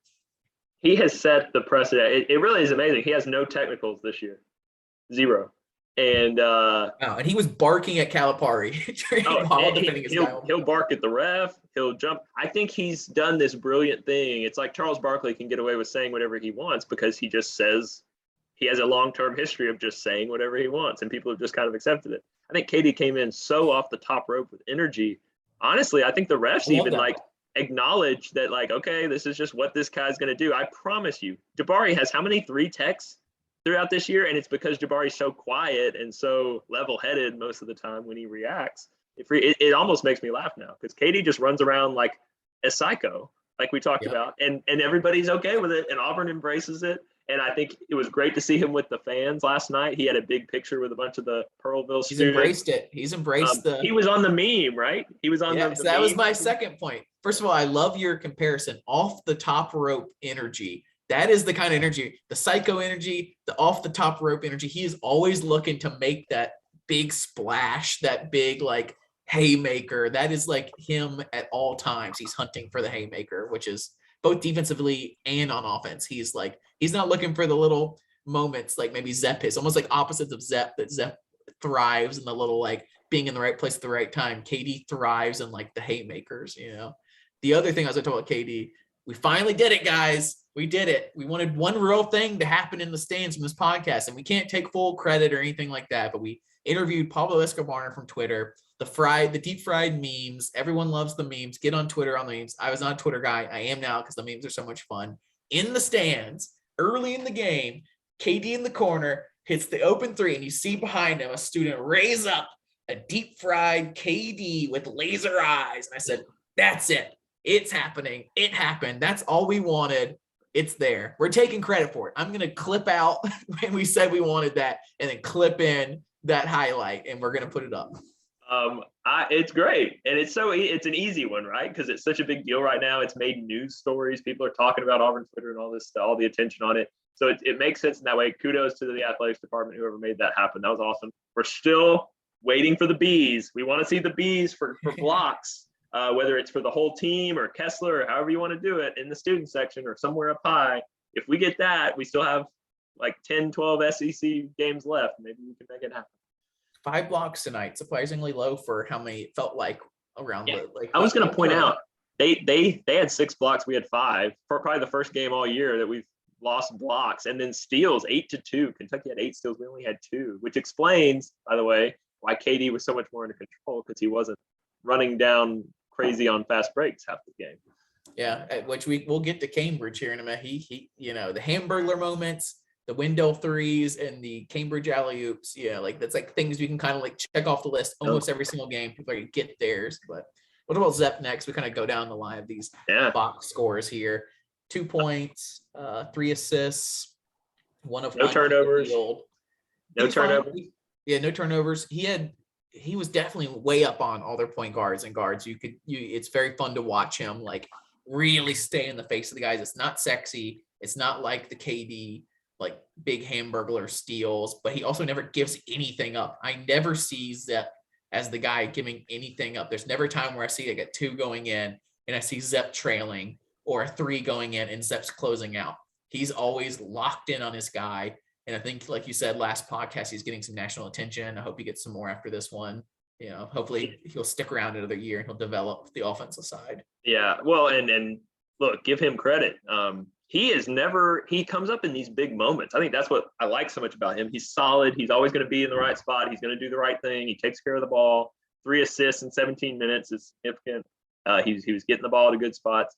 But man, he hit a tough leaning jumper. He drove by somebody. You mentioned how tentative our guards were early in the second half when we were kind of making our run. Zep goes right by a guy, kind of like bounces off him in the air. The guy keeps going. He goes up, hits this mid-range shot, and it's like, dang, he does that. And then a crucial point in the game. Uber efficient guy. Yep. And then on defense, you talked about his pressure defense, but perhaps the biggest play, Wendell was getting a break after he had really run the offense for 8 or 10 straight minutes. And you and I were kind of texting. We were worried, like, can we survive without Wendell? Well, Zep comes in and takes a charge off of a big guy driving down the lane. And it was at a pivotal moment, and it created a stoppage where Wendell had enough rest, sub back out. So, like, nobody really pays attention to that kind of stuff. But he took a charge off somebody else's guy driving, and it gets our point guard back in the game for the last 5 minutes of the game, and it sets everything up to be done properly. I think people are recognizing how good he is and how not how good he is, just how he's a great teammate. He's old. He's the oldest guy on this team, I think, in terms of just age and being around, and he shows it with his attitude and the way he plays. You hope, not to look too far ahead. This is an amazing season. I don't want to look too far ahead of anything. You hope he sticks around. You hope he's a guy we look in like kind of like McCormick in that Final Four run to the next year, though, because all of a sudden becomes a star player when he has time to shine. It's Samir Dowdy, who didn't shine before, but when he had time, he shined. Yep. I'm going to give you, you're going to love it, the most efficient, best 10 minutes of basketball of any Auburn player out there. Hit him with your Jalen Williams. Terrific. 7 points. Didn't miss a shot. I did want to point out Cambridge, Zep, and Jalen, none of them missed anything. Free throws, shots. I mean, just terrific from your bench. The bench made the runs a lot of times in this game. Jalen, again, Jabari was out most of the second half when we made our big run. Jalen was a big part of that. Didn't force anything. Mid-range, hit his free throws when he got fouled on a 3. Just thought, I don't know. It's honestly amazing. I thought he played a lot more than 10 minutes. Yeah, I was shocked. That's why I brought up the 10 minutes. I was shocked to find out it was 10 minutes because he made enough of an impact that I said to myself that Jalen had a really good game. Listen, this is picky, but I'm just going to throw it out there. Who do you want breaking the press on the floor? Do you want Jabari or do you want Jalen out there? It's crazy because Jabari has shown that he can bring the ball up sometimes. He's done it a couple times. He's had 1 or 2 where he's dribbled it all the way down the court and then went and scored. And then when things get a little frantic, he does some weird stuff. This game, he tried to dribble and dove and he fell, I think, slipped or something. Jalen's much more composed. I don't feel good about I feel like if you're dribbling down the court, it's better to go Jabari. But honestly, at this point, Jabari has shown that he's too much of a liability on it. And Jalen has shown that he doesn't turn the ball over, even if he's not efficient with it, even if he's close to the hitting the time where you're about to time out because he holds on to the ball too long. Was it 10 seconds, right? I'm bad. 5 or 10 across. 10 across. Yeah, 10 across. There's times when Jalen's the backup guy, that he's the pressure guy, and it's getting close to 10 seconds because he'll hold on to the ball for 4 or 5 seconds before he throws the ball over or whatever. But I don't know. Jalen, pick Jalen. I was just pointing out, you've mentioned Jalen dribbling into trouble sometimes, and it feels like he's out of control. For me, it's a no-brainer. He does that near the goal almost. He almost did again tonight, but he scored off of it. He had a jumper, or not jumper, a floater that he drove just a little too long, but then he hit the floater. It's okay, good. I was one more dribble, and I guarantee he would have turned it over. But I think he's got a good feel for that. That's what I mean. I think he's just an experienced player. He's solid, and I don't know who the next guy is, but if you want to talk Cambridge, they're junior teammates together, same age. They both just seamlessly on the floor, never looked rattled, never looked out of control, never looked lost, quiet in some ways, but just you got to have these guys on the floor battling their tails off defensively. And Cambridge, to me, I know he's settling for a way lesser role this year. His defense tonight, terrific. For where he was 2 years ago, he has put so much work in on that end. And then he got one of our only fast break buckets when we really were starting to take the control of the game. and he gets a dunk. He only takes threes and dunks. It must be a fun And life. it was a long dunk too. It was like almost like one of those like don't think too hard or you'll miss it almost, because he was so open and he got the ball like one step away from the 3-point line and jumped from like pretty far out, and luckily got the dunk in because he was so excited to finish that off with a dunk. We can talk about Cambridge. Yeah, he had a great defensive possession where he fought with a guy to keep the guy not open. This guy still got me, still fought with him, and then he finally down. I don't know if his guy dribbled down or somebody else, but he got the block on the guy, which was perfect all ball block underneath in a crucial moment. I mean, all of the moments were crucial, but still it felt like at any moment Kentucky could make that run. Every time it looked like they might make that run, we made a play in the second half. So good on Cambridge. He also did not shoot a single three tonight, which that's like a thing people talk about with Cambridge. They kind of let him shoot 2 or 3 to start a game to see if he's hot. We've argued about this. I don't think he's been hot hardly ever. He's been hot like in 2 games his entire career, but he didn't force it. He got his dunk. That's his thing. We didn't see a Wendell Green logo 3 really. We saw some open threes he hit, which were perfect, and glad he did. We didn't see a handler run. We did see, it wasn't alley-oop, but I'm going to count it as the Cambridge fast break dunk. Yep. And it caused them to call timeout. I mean, Kentucky was down to 1 timeout with 14 minutes in the game. It's probably the most thrilling part of the game, right? When we had to storm back, and then we finally got them right. Like we were texting, like, man, they were playing their game the whole time, half court. We can't get this thing going. We finally got it going, and ended with Wendell throwing it up there, bounce passing it for that great like dunk to a timeout. And you're like, you better call a timeout. That's right. Yeah, it was the big momentum moment for sure. And that put us up 5, I believe, and we were able to kind of stretch it out from there. Yeah, we skipped one on my list. I know our lists are in different order, but my next one was Dylan Cardwell. He was all right. You know, he had some really great moments in previous games when Kessler had to come out, and I don't know if I felt great when Cardwell came in this game. Part of that. Sorry, go ahead. This was the first time I've ever seen Cardwell played real bad in his first rotation in the first half. It was kind of when everybody was playing bad, but he there was a pass that was forced to him that didn't get there. He bobbled the ball on a screen and roll that led to a easy layup on the other end. And then something else happened. He may have gotten boxed out and beat for a rebound or something. And they put Kessler back in like a minute and a half later. And Bruce is like, I can't do this. Walker's got to go back in, which is the first time I've seen that kind of desperation. Like, okay, like Cardwell's not going to cut it. He was much better in the second half. He did a great vertical play where he defended without fouling against one of their guys driving when we were kind of in that flow of our game. And he did seem very quiet for this big game. I know, but again, he's the guy on the bench pumping up the crowd when he's not even playing. Like he just does a lot for this team. He played the least amount of minutes, and it's a lot less than I feel like he averages like 10 to 12 minutes, maybe 10 to 15 even, depending on what's going on in the game. He did 8 minutes, and I felt like it was because he had to get pulled at a certain point. You wonder sometimes, like we saw with the guards, that like it was the first game that you like really saw the guards like size exposed kind of. You might have seen that same with Cardwell. Like we love Cardwell, but we thought he might be a walk-on at one point. He was a 3-star. He's exceeded all expectations. He played amazing defense in the Alabama game, and other times we need him to. Maybe in the game against Oster Shibwe, that's when you get exposed. Well, and again, I think he battled well after that first rotation, but the first rotation was rough, and it's the closest I've ever seen him looking to be like, oh, like this, like you said, may not belong on the floor almost. But he really rallied later in the first half, and then in the second half, he had a couple. I was watching Shibwe a lot just because he's such a terrific player. And Cardwell really did a good job using his body and battling, hedging those screens like we talked about, pushing it out, and then running back full speed. And he even like ran into Shibwe sometimes when he would run back. But it was great. I saw one where he really knocked into it. I'm like, I'm glad they didn't call that, because it would be a bullcrap foul. But he definitely like really checked him when he came back in. Yeah. The last guy on the list, which we already talked about some, but I think he deserves a little more talk, is Wendell Green Jr. He's getting some national attention on podcasts. I think it's kind of like kind of what we think of as what KD Johnson's role almost is. Like he's just playing so much better.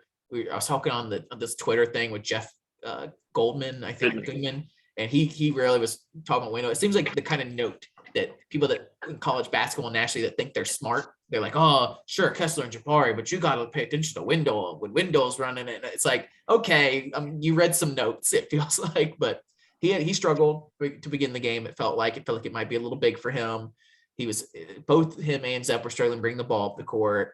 There were turnovers. Both of them got close to being back to pushing with their arm. I think Wendell got one or two like that. Zepp might call it, I don't know, but it seems to be the books out. If you can get away with it, of pressuring them and making them try to push off and different things, you should try. I think most teams can't do that. I think Kentucky's guards were good enough to where they could actually do that. We're only going to run into that. Like, we might not run into another team that can pull that off necessarily, but he struggled at times, but he did have a moment or two where he hit a big three that got us in there. I think this is how it went. And I'm sorry if I get this one wrong, but he hit a big three. Then they went down there, and it was the moment where they almost like got the ball, and the guy was being smug. I was like, oh crap, they're like not being able to get the ball in. Guy gets like a concussion hitting Kessler. And in that same moment, the ball is with Wendell, and he steps over and hits that three. And that was a huge part of the game where he hit I think that's how the possession went. It was three, knocked the ball out of bounds. Then the Kessler concussion, three in the same moment. And that was a huge swing in the game. Yeah, it was. It was every bit as big as that Jabari shot we gushed about earlier. The first one was a beautiful pump fake, got the guy in the air, boom, wide open, drills it. Second one off the pick. The confidence, it was way out there, not quite logo, but it was far, just drills it, and the Auburn Arena's going nuts. They have to kind of be quiet because of the injury or whatever. But I wish I was there when I hope they saw it, because it's got to be at the same time. Bam! That guy gets knocked out by running in Kessler, which you don't see in basketball every day anymore. I feel like you used to hear about hard screens like that. I think they get called a lot more now for moving or whatever. It was right. It was right. Way spot a little bit, but yeah, sorry. It was right in front of our bench too. So I mean, I saw when they were going to timeout. They were not happy, but just like, great play by Kessler to free up your guard, which is the point, and then for Wendell to step in and hit that three so confidently. I just thought he figured some things out late in the first half. He kind of adapted, which is what you want to see from your players, right? Like, he was struggling with the size and the pressure that Wheeler especially was putting on, and he really did a brilliant job of finding the game. And he had 9 points until he went to the free throw line, maybe 7. He scored so little in this game for the impact I feel like he had. He's gotten so much better at getting people involved. We see the Kessler alley-oops and stuff, but he's doing so much more than that. He is kind of orchestrating this offense in his own way. He's not Jared Harper, but the way Jared commanded the offense when he was on the floor, it's kind of, you're seeing some steps in that direction. When Wendell comes off the bench, there's this other gear that we have that you really, I mean, again, second half, he was the engine, in my opinion, to getting us where we wanted to go.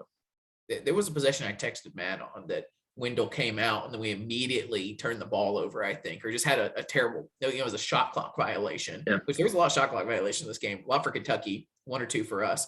It was Wendell comes after a long stretch. Immediately we get into shot clock violation and said, oh man, we got to weather this next couple of minutes where he's not in, which is not something we've been saying all year. There's not been a lot of that. And if you go back to further teams, there were definitely games, especially like Harper in the SEC championship year, where we were just like, oh man, you got to weather, like the Final Four year even, I think it was, you got to weather when he's not in. You just got to survive the couple minutes he's not in. There was times like that in different players on different teams, but that's the first time that's happened with Wendell, to where we've started relying on Wendell that much. And part of that's because we were just having a bad game, and a lot of other games we haven't had to think about that. But it's a big deal that we missed him that much. That means he's doing something that great.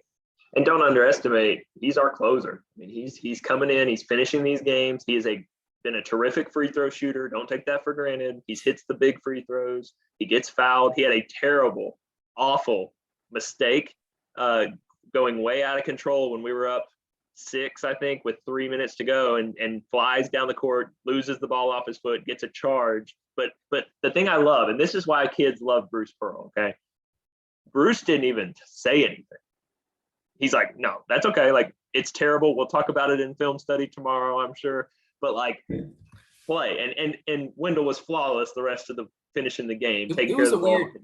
It was a weird play too, where it went off his, like, he dribbled it off his foot or something, or actually kind of like went underneath his foot, and it kind of kicked out, and then they called a charge, and then they went and they checked the replay, and I wonder what they were checking. I was hoping they would call kickball. I don't know exactly how, like, if that's only if the defender kicks it or whatever, but it was a weird play for him to pick up his 4th foul, actually. Yeah, and it was his fourth. So not only that, he played the rest of that game with 4 fouls beautifully. And I just think it says a lot. Bruce is as fiery and as competitive as anybody comes, but he knows when to ride them hard, and he knows Wendell's their best shot to close that game out. And it's okay. Now that's a terrible possession though. I don't care that he dribbled it off his foot.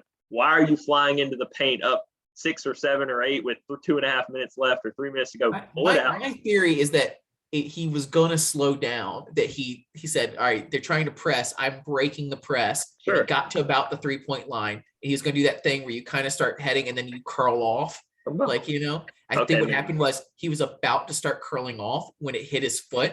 And it looks like he was just going straight. But by the time he was going straight, it's because it was going on his foot. He was just trying to get the ball back. Maybe. Like he was going to stop and do the little curve off thing or whatever. Okay. I don't know. Well, I think good thought. I trust that he wasn't actually flying down. I think even KD had a similar one. I thought that, oh no, he's going to try to drive this all the way in. If he curled up, and that's kind of what you do if you beat your guy or whatever. Yeah. And another funny moment that I brought up was it was we had to bring it back, but we were in control of this game for probably the last 5-6 minutes. Matt likes to talk about how if you reach that 4-minute TV timeout ahead by a certain amount, you're really in control. Man, it feels like every time you're up by like 5 or 6 or 7 or you're down, that 3-pointer that the other team shoots always goes in. The percentages, like they hit a 3 to make this a little closer near the end. It's every time, right? It is. It's teams desperately trying to make a shot and stay in the game, and somebody hit one from the corner for Kentucky. It's frustrating. It's those last minute or two can just take so long because the other team just keeps scoring and keeps fighting. And the beauty of being in that position is as long as you don't, screw up on your free throws. Don't do any self-harm, hit your free throws, take care of the ball. You're probably going to win 95% of the time, in that situation. So Wendell had his one mistake after that last time out. And but after that, Auburn was great. Hit almost all but one of their free throws, I think. Kentucky hung around because Sheboy hit a couple shots. They hit that 3, but it never got. It was uncomfortable because it's Kentucky, and I think we all wanted this one so bad. But the game flow never got that uncomfortable, and that's saying a lot. Again, just to zoom out, we're hitting the mouth or down 10 early in the game, and being down 4 at halftime was just. It reminded me of the Ole Miss game. I texted you like, wow, we are so fortunate to be down 4. We battled to be down 4. And then we scored out of the second half, and it's a 1-possession game. And it's just at that point, Auburn Arena, the energy, the swagger that came back, it kind of took over. But if you don't put yourself in that position, you don't maybe have the same result. I just think it's impressive to be down 10 to that Kentucky team in this spot and be in control. I think our biggest lead was 12 at 6 minutes left. We're up 12 with 6 to go. So we really played well once we righted the ship in the first half into the last 6 minutes or so. Yeah, we'll see if that becomes like a reputation for this team. We had previous teams where we would go down and always come back. When I was sitting there with my girlfriend who watches it with me sometimes, God bless her for dealing with all of this. But we were down like 10 early in the game. And I was like, this team's not built like past teams. Other teams in the past that went down 10, I didn't even care because I knew that it was going to come in runs or whatever. This one, we went down 10 early. I was like, I don't know if we're built as like a comeback team, but we've shown it once or twice now. So it's every one of these has become like a thing where it's like another check mark on our, we can do it like this. We can ways to win. Ways to win. We can do it when our guards look this bad. We can do it when we're down 15 away at Ole Miss. We can do it like we did at St. Louis, Another interesting one is we didn't do pregame notes, but I guarantee my number one pregame note would have been about foul trouble. And so I always feel like we get screwed against Kentucky. Our centers and our forwards are always in foul trouble. We're always dealing with that. It was Sheboy coming in. I said, oh man, we're going to be in a terrible shape. It's going to be awful. It's going to be so frustrating once again to be screwed out of a game by the refs.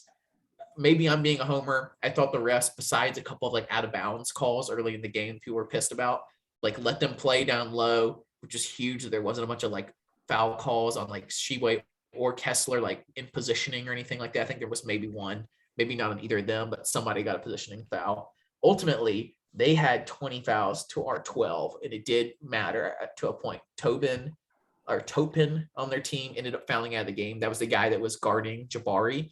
Jabari's starting to become, he did this in the Alabama game. I think he's done it a couple other games where people like have to do everything they can to stop him, and he's getting people fouled out. It's a lot of fun to watch. So the other big thing of that too was that I told Matt to do the research on how many more fouls happen against Kentucky, and I'll let you talk about it.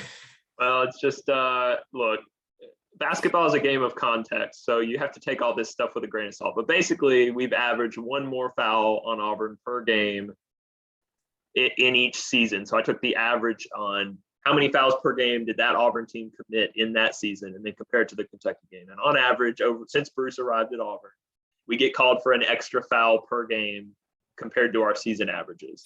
And actually, it's crazy looking at back at all the games. If you just total up the fouls from those games, Kentucky had one more foul than us, I believe, over the last 12, right? 12 matchups. Yeah.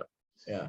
So, and some of that doesn't bring in context that 5 of those fouls are on Wiley and, 0 on a point guard or something like that. So we couldn't figure out a way to like break out the statistics to actually like look at like the centers and forward positions or anything. But I was surprised to see that my own home bias or whatever was not brought out in the stats. But, like you say, the stats can be lies or damn lies, the statistics or whatever. I'm sure we could find a way to make these statistics fit my home review. Yeah. Well, the thing we know is Kentucky's big and physical and talented, and they drive the ball like Cal's the dribble drive offense that we tried with Barbie that was so terrible because we didn't have talent. They're going to go downhill at you, and they want the refs to make the call. So I think the fact that the refs let these teams play for the most part in this game played to our advantage, even when things weren't going great. And personally, the worst thing was when we were struggling and they missed just blatantly 2 or 3 out of bounds calls, somebody was out or they didn't, and you can't review that at that point in the game. It's so frustrating. I don't want to review everything like other sports have gone to. It's annoying, but we were right the first time. We don't have to. there was a point in the first half where it really felt like everything was not going our way. We were turning up. We were self-inflicting wounds. The refs were missing calls and giving Kentucky extra possessions when we were trying to dig in. We really needed stops because we couldn't seem to make a stop on defense. And then and on top of that, there was like 2 or 3 that the crowd was going nuts on where it should have been our ball at least, and they got the ball back and scored. It's like, well, that will contribute to you not being able to make a stop if they get 2 or 3 extra possessions. And that goes back to how well we shot. It was just we missed a lot of possessions early, and then it didn't look like a great offensive game because we kept turning the ball over. I also just think both teams did a terrific job of playing great defense. Like, I really think this was a high-level defensive game from both sides, and both teams played really hard defensively without fouling for the most part. Like, Auburn was doing a little bit of, the Zep stuff, but overall, I thought we were doing a great job of getting ourselves in position, and Kentucky did as well.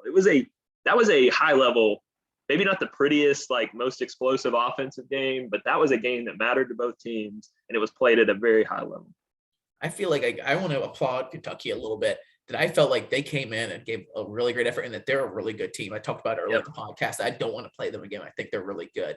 And I hope that's the narrative from this game nationally, is that 2 really good teams played each other and Auburn came out on top. Not that Kentucky had an injury or Kentucky didn't do this or that referee did that, or I think 2 really good teams win at each other and Auburn won the game. And I hope that that's the way Kentucky fans take it too, that they just went into Auburn Arena. It's hard to win in Auburn Arena. Like, if they come out and say, oh, we could have had it in Kentucky, I'm not really going to argue with them that much. They might have had it in Rupp, I think you're looking it up now, but it'd be good to look at SEC standings. It's going to look nice. It's going to be a good feeling as soon as you open up whatever these standings are. So, yeah, I mean, we've talked about it. This is the way we wanted it to be. If you're looking on YouTube, we've got Auburn. There's games obviously playing out this afternoon, this evening. So this is not a final look, but Auburn gets that massive 2-game lead over Kentucky. Auburn's 7-0, Kentucky's 5-2. The other 2 teams lingering. Texas A&M's 4-1. They play at Arkansas tonight. That's going to be a tough one for them. Kind of see if they're for real. They already beat Arkansas once at home. I'm cheering for Arkansas on that one. I want to see everyone be 2 games back on us. That would be mwah. Yeah. Mississippi State is hanging around at 3-2. They play Ole Miss today. We'll see how that goes. Oh, wait, actually, that one went final and Mississippi State won. So I think that maybe just hasn't updated yet, and they're 4-2. There's still 2 games back. That's we are now getting to a point where we talk about the SEC preview of like who we're going to cheer for. We have our tiers of who we don't want to win.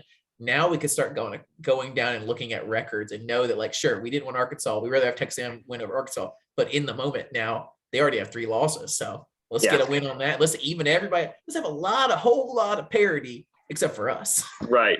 So yeah, huge. If A&M loses, having a 2-game lead on everyone would be awesome. We still have that home game lurking with A&M. The only time we play them here in like 3 weeks. And just this group of teams, I do want to point out that this group of teams with 3 losses. I still think somebody or 2 teams are going to emerge as a threat, at least stay close enough to be a potential threat. You've got LSU, Arkansas, Tennessee, Alabama, Florida, all 3-3. Like, that's a talented group of teams. Some of these teams have missed players too and had COVID issues and different things, but it's a little bit weird year. It's not as bad as 2020 with you or anything getting canceled, but Tennessee missed 2 of their best players against Alabama. They should have won that game if they weren't missing their 2 best players. But also Tennessee is falling apart a little bit. It feels like their own fans are like, all right, maybe we're not as good as we thought they were, not Memphis levels, which I wanted to get that jab in that Memphis is completely falling apart. Alabama has had a lot of issues too, but LSU's missing Xavier Pinson, who gave us fits, and they lost to somebody recently without him. And Alabama beat LSU. They lost to Alabama. It was another one that Alabama should have lost if LSU had all their best players, and so it's evened out with that. And so you'll see maybe LSU's that team that sticks around and just, they were missing Xavier Pinson at times. Maybe even Tennessee gets it together with their best players. We'll see. Well, and the beauty of this parity is, like, LSU and Tennessee are playing right now. They just started, and they're both 3-3. One of those teams is going to lose, have 4 losses, which for our purposes is awesome. We don't like Tennessee, and LSU we don't like either because they're a bunch of cheaters. Who are you cheering for in that one? I don't care. I'm glad one of them is going to lose. Probably. I don't know. I would say Tennessee. They're at home, and LSU scares me more.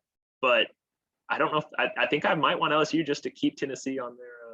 I want them you kind of go back and forth if you want. I'm more scared of LSU, but I'd also like Tennessee to completely fall apart before we play them. I don't want them threatening us by the time we play them in Knoxville. By the way, I just saw this on SECsports.com. Auburn shot their highest shooting percentage today of the season, which and for it to look that rough and still do that, that's crazy. 50, how much was it? 56.8%. Wow. And against opponent that good. I want to point this out while it's still true as we record. It may not be true when you listen to this, but Alabama, good basketball team. They've struggled. They just can't handle the Missouri Tigers. They're down 12-3 at home right now to Missouri, and that's the team they lost to a couple weeks ago, and that kind of started their downward trend. So you hate it. I think Nate Oates burned an early timeout there. The clock has been stopped at 16:57 there for a while. So go Mizzou. Let's go. That's our next opponent, by the way. We play at Missouri on. I was about to say, let's pull up Auburn's schedule and look down it, because it's going to look a lot. There's some trap games, different things are there, but man, we are past what we thought was our 3 hardest games, and we won them all. And we haven't yet, I'm going to say it 1,000 times, have yet to do a lost podcast, haven't lost in regulation. We don't know what we're going to even do. We haven't planned this out. I have no idea. I always keep saying to Matt, we'll figure it out on game day. If we lose, we'll figure out how to adjust to that. I don't even know. We hope you'll listen if and when we lose, even after. I'll be super curious to see our numbers compared to a win like Kentucky versus if we lose on the road to Missouri or on the road to Arkansas or something. All right, so we go at Missouri at 8:30 Eastern on Tuesday night. That's our next one. Then we do the SEC Big 12 Challenge next Saturday against Oklahoma. I want to say trap games. They're all trap games now. We're favored in everything. And again, if the thing you have to think about in college basketball, if we're number 1, which if we're not, it's just going to be laughable at this point. But if we're not number 1, whatever, if we are, if you're Missouri, let's say Missouri beats Alabama tonight, and they're on the bubble. They're talking about tournament. It's great to make the tournament, beat the number 1 team. If you're Oklahoma, who's going to end up probably somewhere near the bubble, they played Kansas close this week. We become not just a target on our back. We become this massive prize for that team who's trying to make the tournament or improve their seeding or whatever. So it really does carry weight in college basketball, because not only are people coming for you, they're coming for their livelihood in the tournament to try to make it. trying to make their statement. We'll have a target on our back. It'll be really odd as a fan base. We're going to lose one of these games. We're going to lose one or two. Hopefully not more than that, because we've played so well that if we lose more than two, I'll be upset. And then we'll really start to get a conversation of who's doing what or whatever. Let's look ahead a little more. I just want to point out right now, Tennessee is the only ranked team on the schedule. They may not be ranked starting in this next poll, but if you just look at that and say, oh, there's no ranked teams, whatever, look at this 4-game stretch. This is the next thing we need to be looking at. Obviously, Missouri, Oklahoma, you want to win and keep this streak going, but Alabama at home, chance to sweep them. At Georgia, that's fine. Probably not. I think we're going to have more fans there for sure than Georgia will. At Arkansas is a brutal historical place to play, and then A&M at home. So like that, who knows where A&M will be 3 weeks from now when that game happens, but that 4-game SEC stretch, I think, will tell a lot of how can Auburn run away with this thing and really like put their seal on potentially winning the SEC, or will it be a lot closer than we want it to be at that point? It feels like Arkansas fans have already given up on their season, like even more than Tennessee fans have, but at any moment they could turn it around and make it a lot more dangerous, especially at Arkansas. I'm telling you, I'm telling you, Arkansas is the team to watch. I definitely think we could lose at Arkansas. Sure, they have enough talent to beat us. They're just not like the ranked team that might be a Sweet 16 team like people were thinking at the beginning of the year. So they had a super weird start where they lost at Mississippi State, lost to Vandy on a really heartbreaking home loss, and then lost at A&M. But then they beat Missouri by 44. They beat LSU fairly comfortably on the road. Xavier Pinson, right? They were down a couple guys, and then they beat South Carolina by 16. If they beat A&M tonight and they're on a 4-game winning streak, they go at Ole Miss, at Georgia, Mississippi State before they play us. They could easily, in my opinion, be 7-3 when we play them in the SEC. They could be turning it up, and we could be their game they circle as like, this is the moment we show that we're back and that we're legit. It's that easy. Or they could drop 2 or 3 and they look like an afterthought. Yeah. The difference is at the end of their schedule, they play Tennessee twice and Kentucky and LSU and at Florida. So like they have a brutal ending to this. We could be worried about them for the SEC title, but I'm just more worried about them being hyped up by the time they play us, and that they have one of those games like Ole Miss did against us where they can't miss because they're hyped to play us. Where's our schedule at again? We both had so much respect for Ole Miss and how well they played against us. They're 1-5 now in the league. That's just what happens in college basketball, though, right? Yeah. Nights just happen like that where a team can go off and it's their night. We did it to teams when we were really bad. We just had our night that night where you knew that player from our own, like TJ Dunnins goes off for 25 plus, and TJ Dunnins isn't that good, but it was his night. They got hyped up. They balled out that night. They couldn't miss. I'm scared of that Oklahoma game. They played some good stuff. They're not ranked. And part of that's because they've had such a tough schedule, and they're in a really tough part of their schedule right now. But they're going to jump up and beat somebody. If you want to click into their schedule, I think they might have already upset somebody. But they're on like a kind of course where people are saying like this team's better than their record is just because of how hard it is right now. They played Kansas really well the other night. I already mentioned that, but and then 4 straight losses.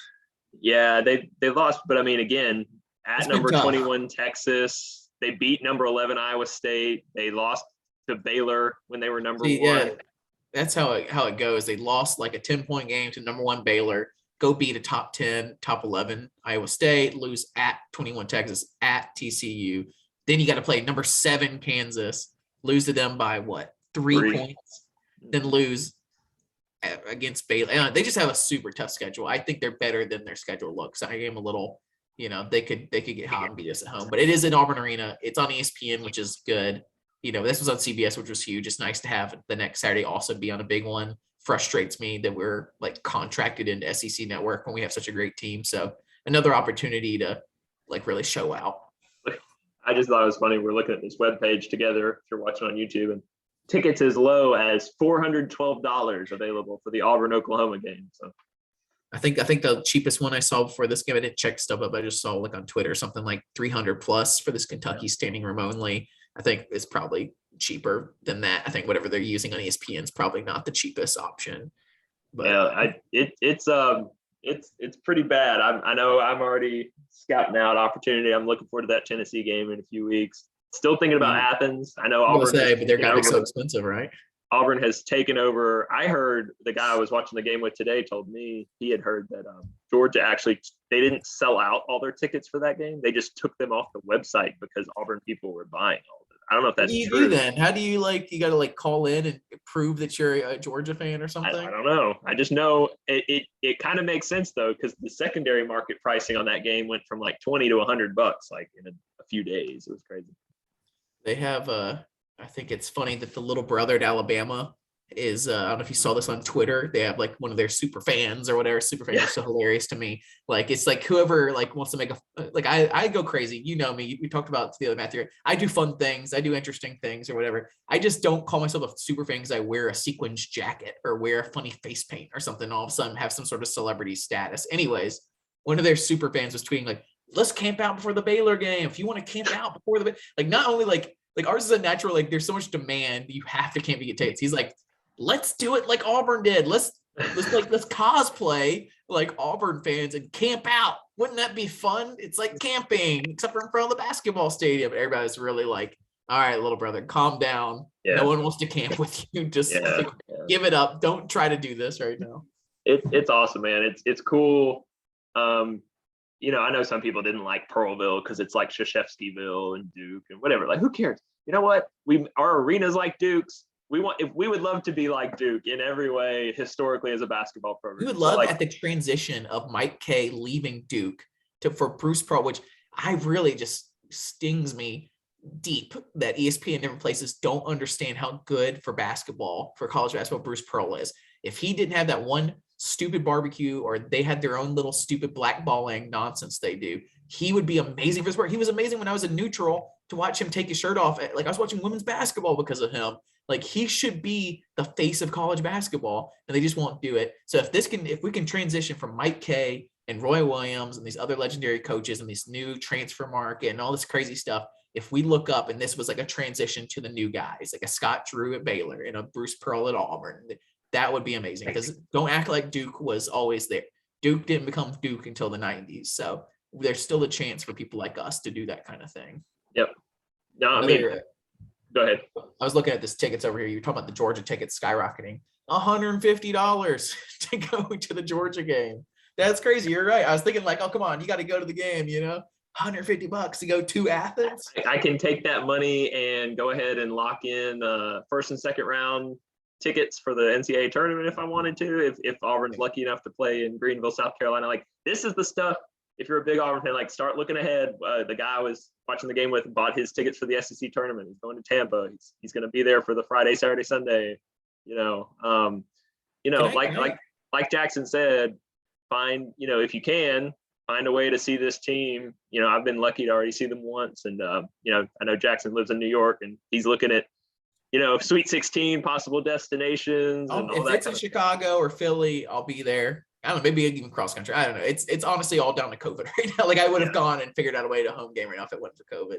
Yeah. But can I give a shout down right now to some Twitter folks? I'm just now getting on Twitter. There was a bunch of people on Twitter during the game or right before the game tweeting about how much trash there was in Pearlville. Do you guys know what these students went through during the night? They came out of nowhere to camp out in these insane lines out of nowhere. Then everybody brings them tons of pizza and different. One, they didn't order all that stuff. Glad they have it all. They ate it all. That's their possession now. There's not trash cans. There's not dumpsters. No one was ready for this. Then at 10 o'clock, when they've all organized themselves pretty well, I'm sure they're throwing the trash away. I'm sure they're organized. There's this mass chaos that you make them do and sleep and seem like on the concrete instead of in all these plain up things you do. And there's trash everywhere. And if they left the line for 12 hours at freezing temperatures to clean up trash, they lose their place in line. And then you have the audacity to tweet about the trash when they've been in line, not moving for 24 hours. And you're tweeting while they're in the stadium, they haven't had a chance to come get their own possessions. There's probably laptops and speakers and actual things worth money in those tents and everything. And they left that all behind to be in line to make this game. And you're tweeting, come clean up the trash. Why haven't you cleaned the trash? Everyone know about the trash. They'll clean it up. They'll get the trash after the game. Sorry, that's a little bit of a rant, but it was just irritating me. These negative Nancy's about this thing. Just be quiet. There's always that person though. You know how it is. Why say anything when you could just shut up?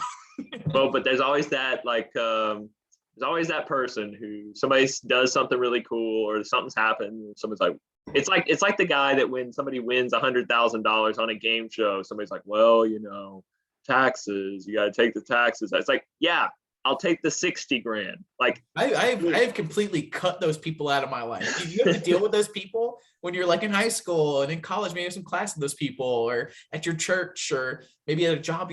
I got a job in a place I like or whatever, and I have cut the people out of my life that do that crap. Well, let's get back on. If you've made it this far, hopefully you enjoyed that rant. Like, do you feel like did Auburn take advantage of this massive stage and opportunity? Well, when you kind of zoom out, you look at everything, this was obviously a huge moment. It'll be kind of like fully done if we get number one on Monday, which we'll see what happens. I mean, how do you feel in terms of how Auburn presented itself, how the team played, having CBS, all that stuff? Do you feel good about this experience as we kind of hopefully can put all this craziness behind us and focus on winning championships now? Yeah, we talked about this before this, and while we didn't get that number one ranking, I was talking about that with the Jeff Goodman guy before, whatever, that people get really upset in the Auburn fan base because it feels like we have to work twice as hard to get the same respect. And so it's for us to win the way we did, we won. We had a good game, but it was kind of ugly at times. We didn't win by 20. We didn't get running and playing like our game necessarily. We didn't have maybe a big time highlight that's going to be on the SportsCenter top 10 or whatever. So I do worry that these people that mythically have decided Gonzaga's number one, and there's nothing anybody's ever going to say to them that's going to change their mind, that we didn't convince those people necessarily. They'll say Ty Washington got hurt or whatever. So 90%, I say we did capture everything we needed to do.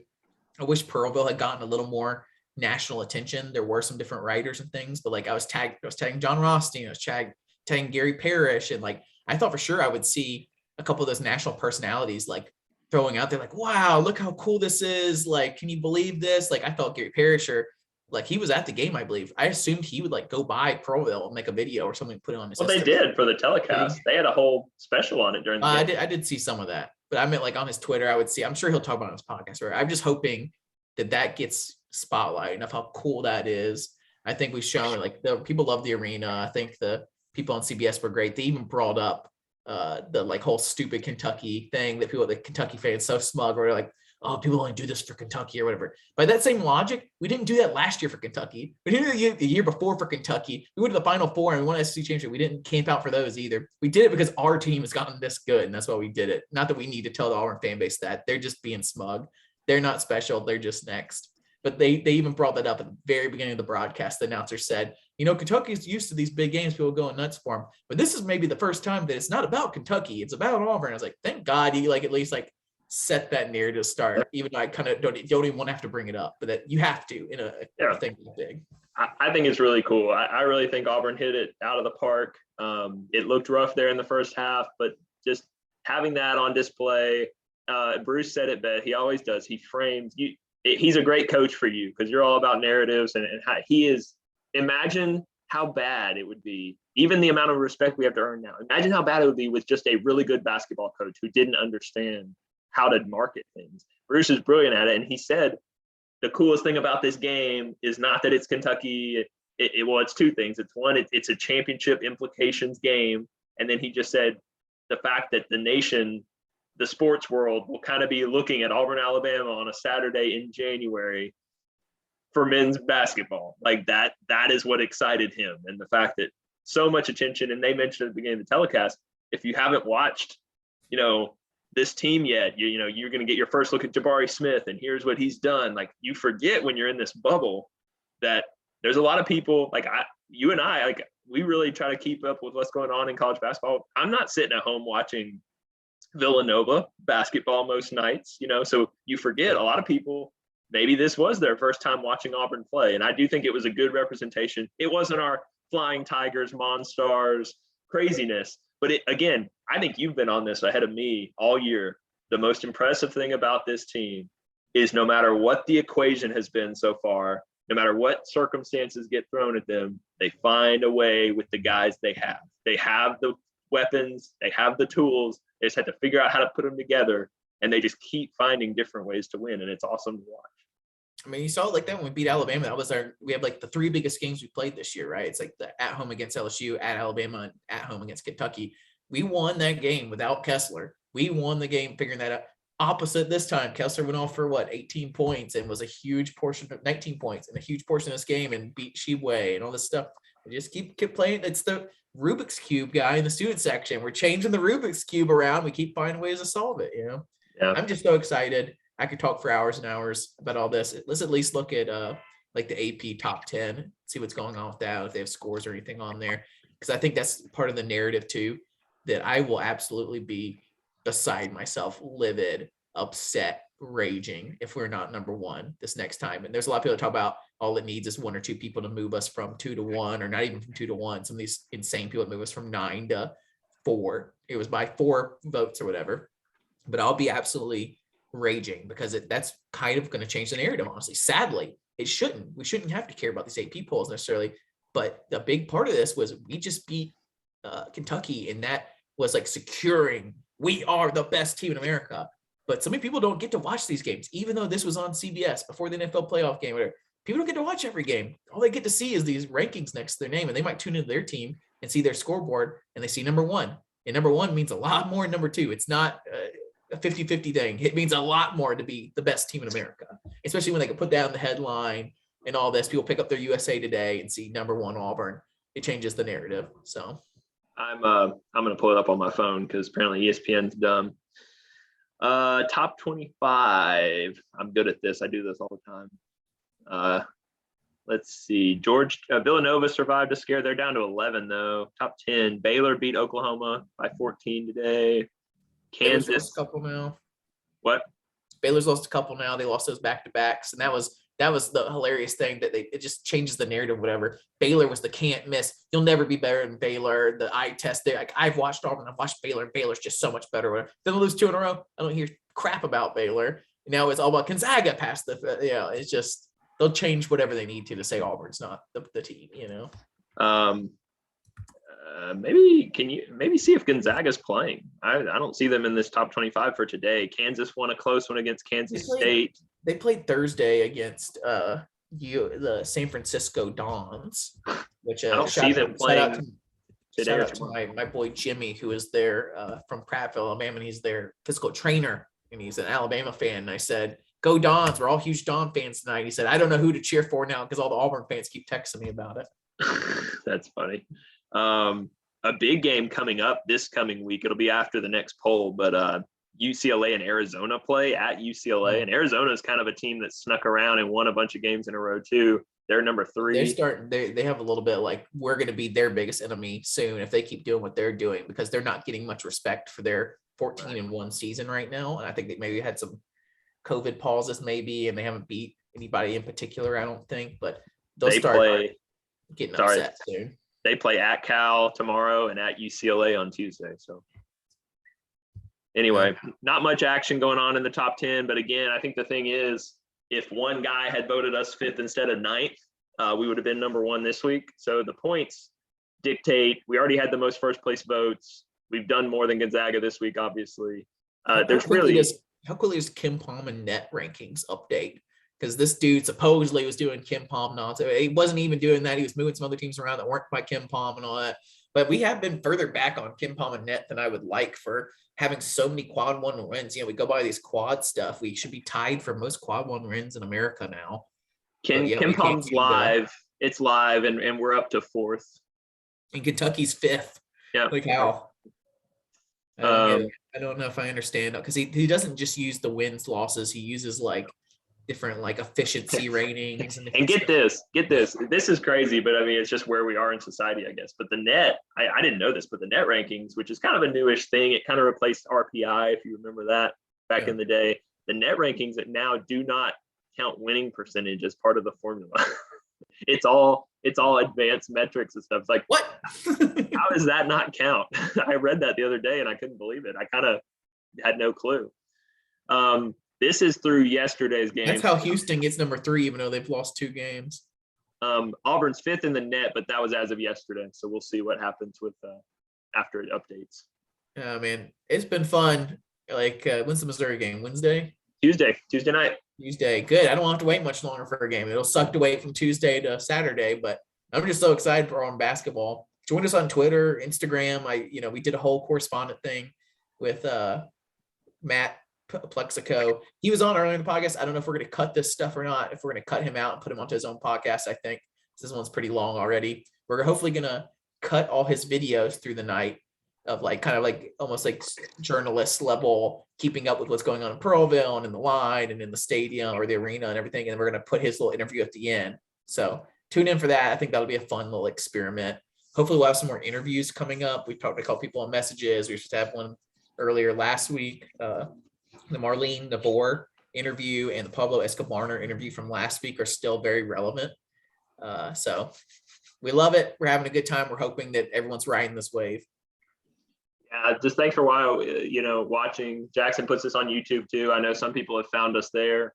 I think everybody just wants as much content on this team as we can get. Obviously, we feel very fortunate to be watching such a special season of, the school that we went to and we care about.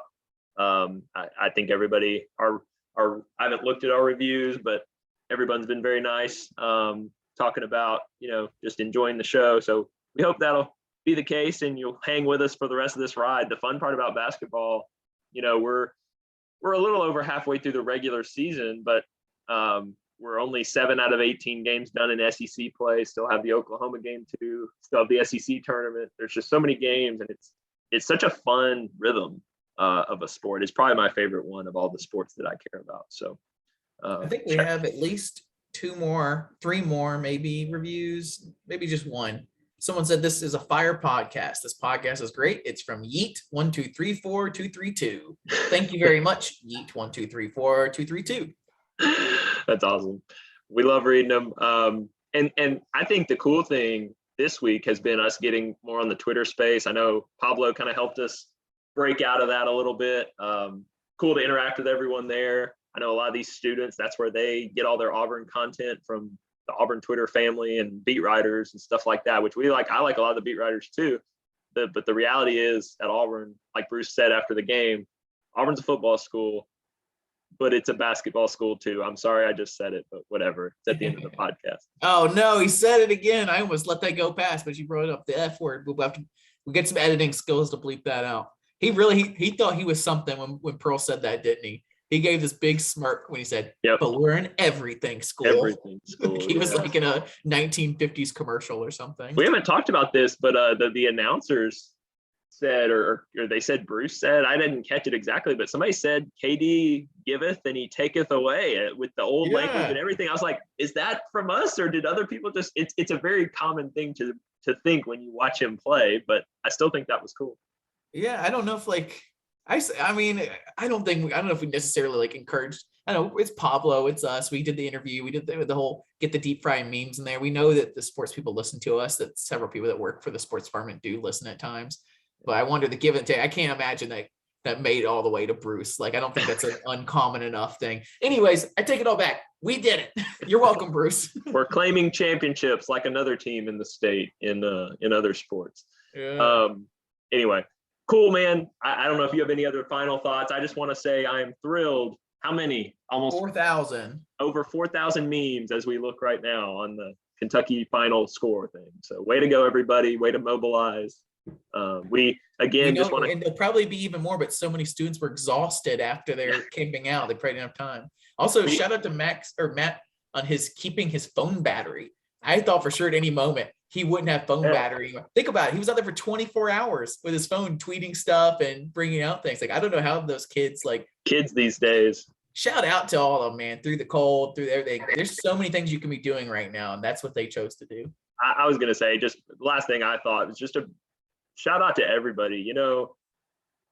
Auburn, we can be a very cynical people at times because of a lot of cultural things and dealing with our rival in-state and things. Just like you said, we always have to fight a little harder for things.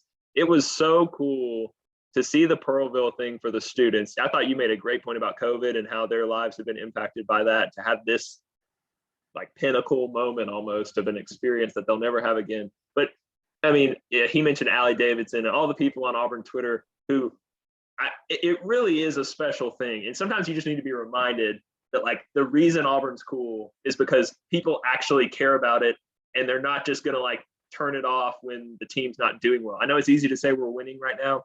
The cool thing is how people interact and provide and care for the students. And like, you hear about this and you want to be a part of it. And it's that small community roots type thing that even you in New York, so far away, you know, you look at that with pride almost. So shout out to the students, shout out to people who supported the students.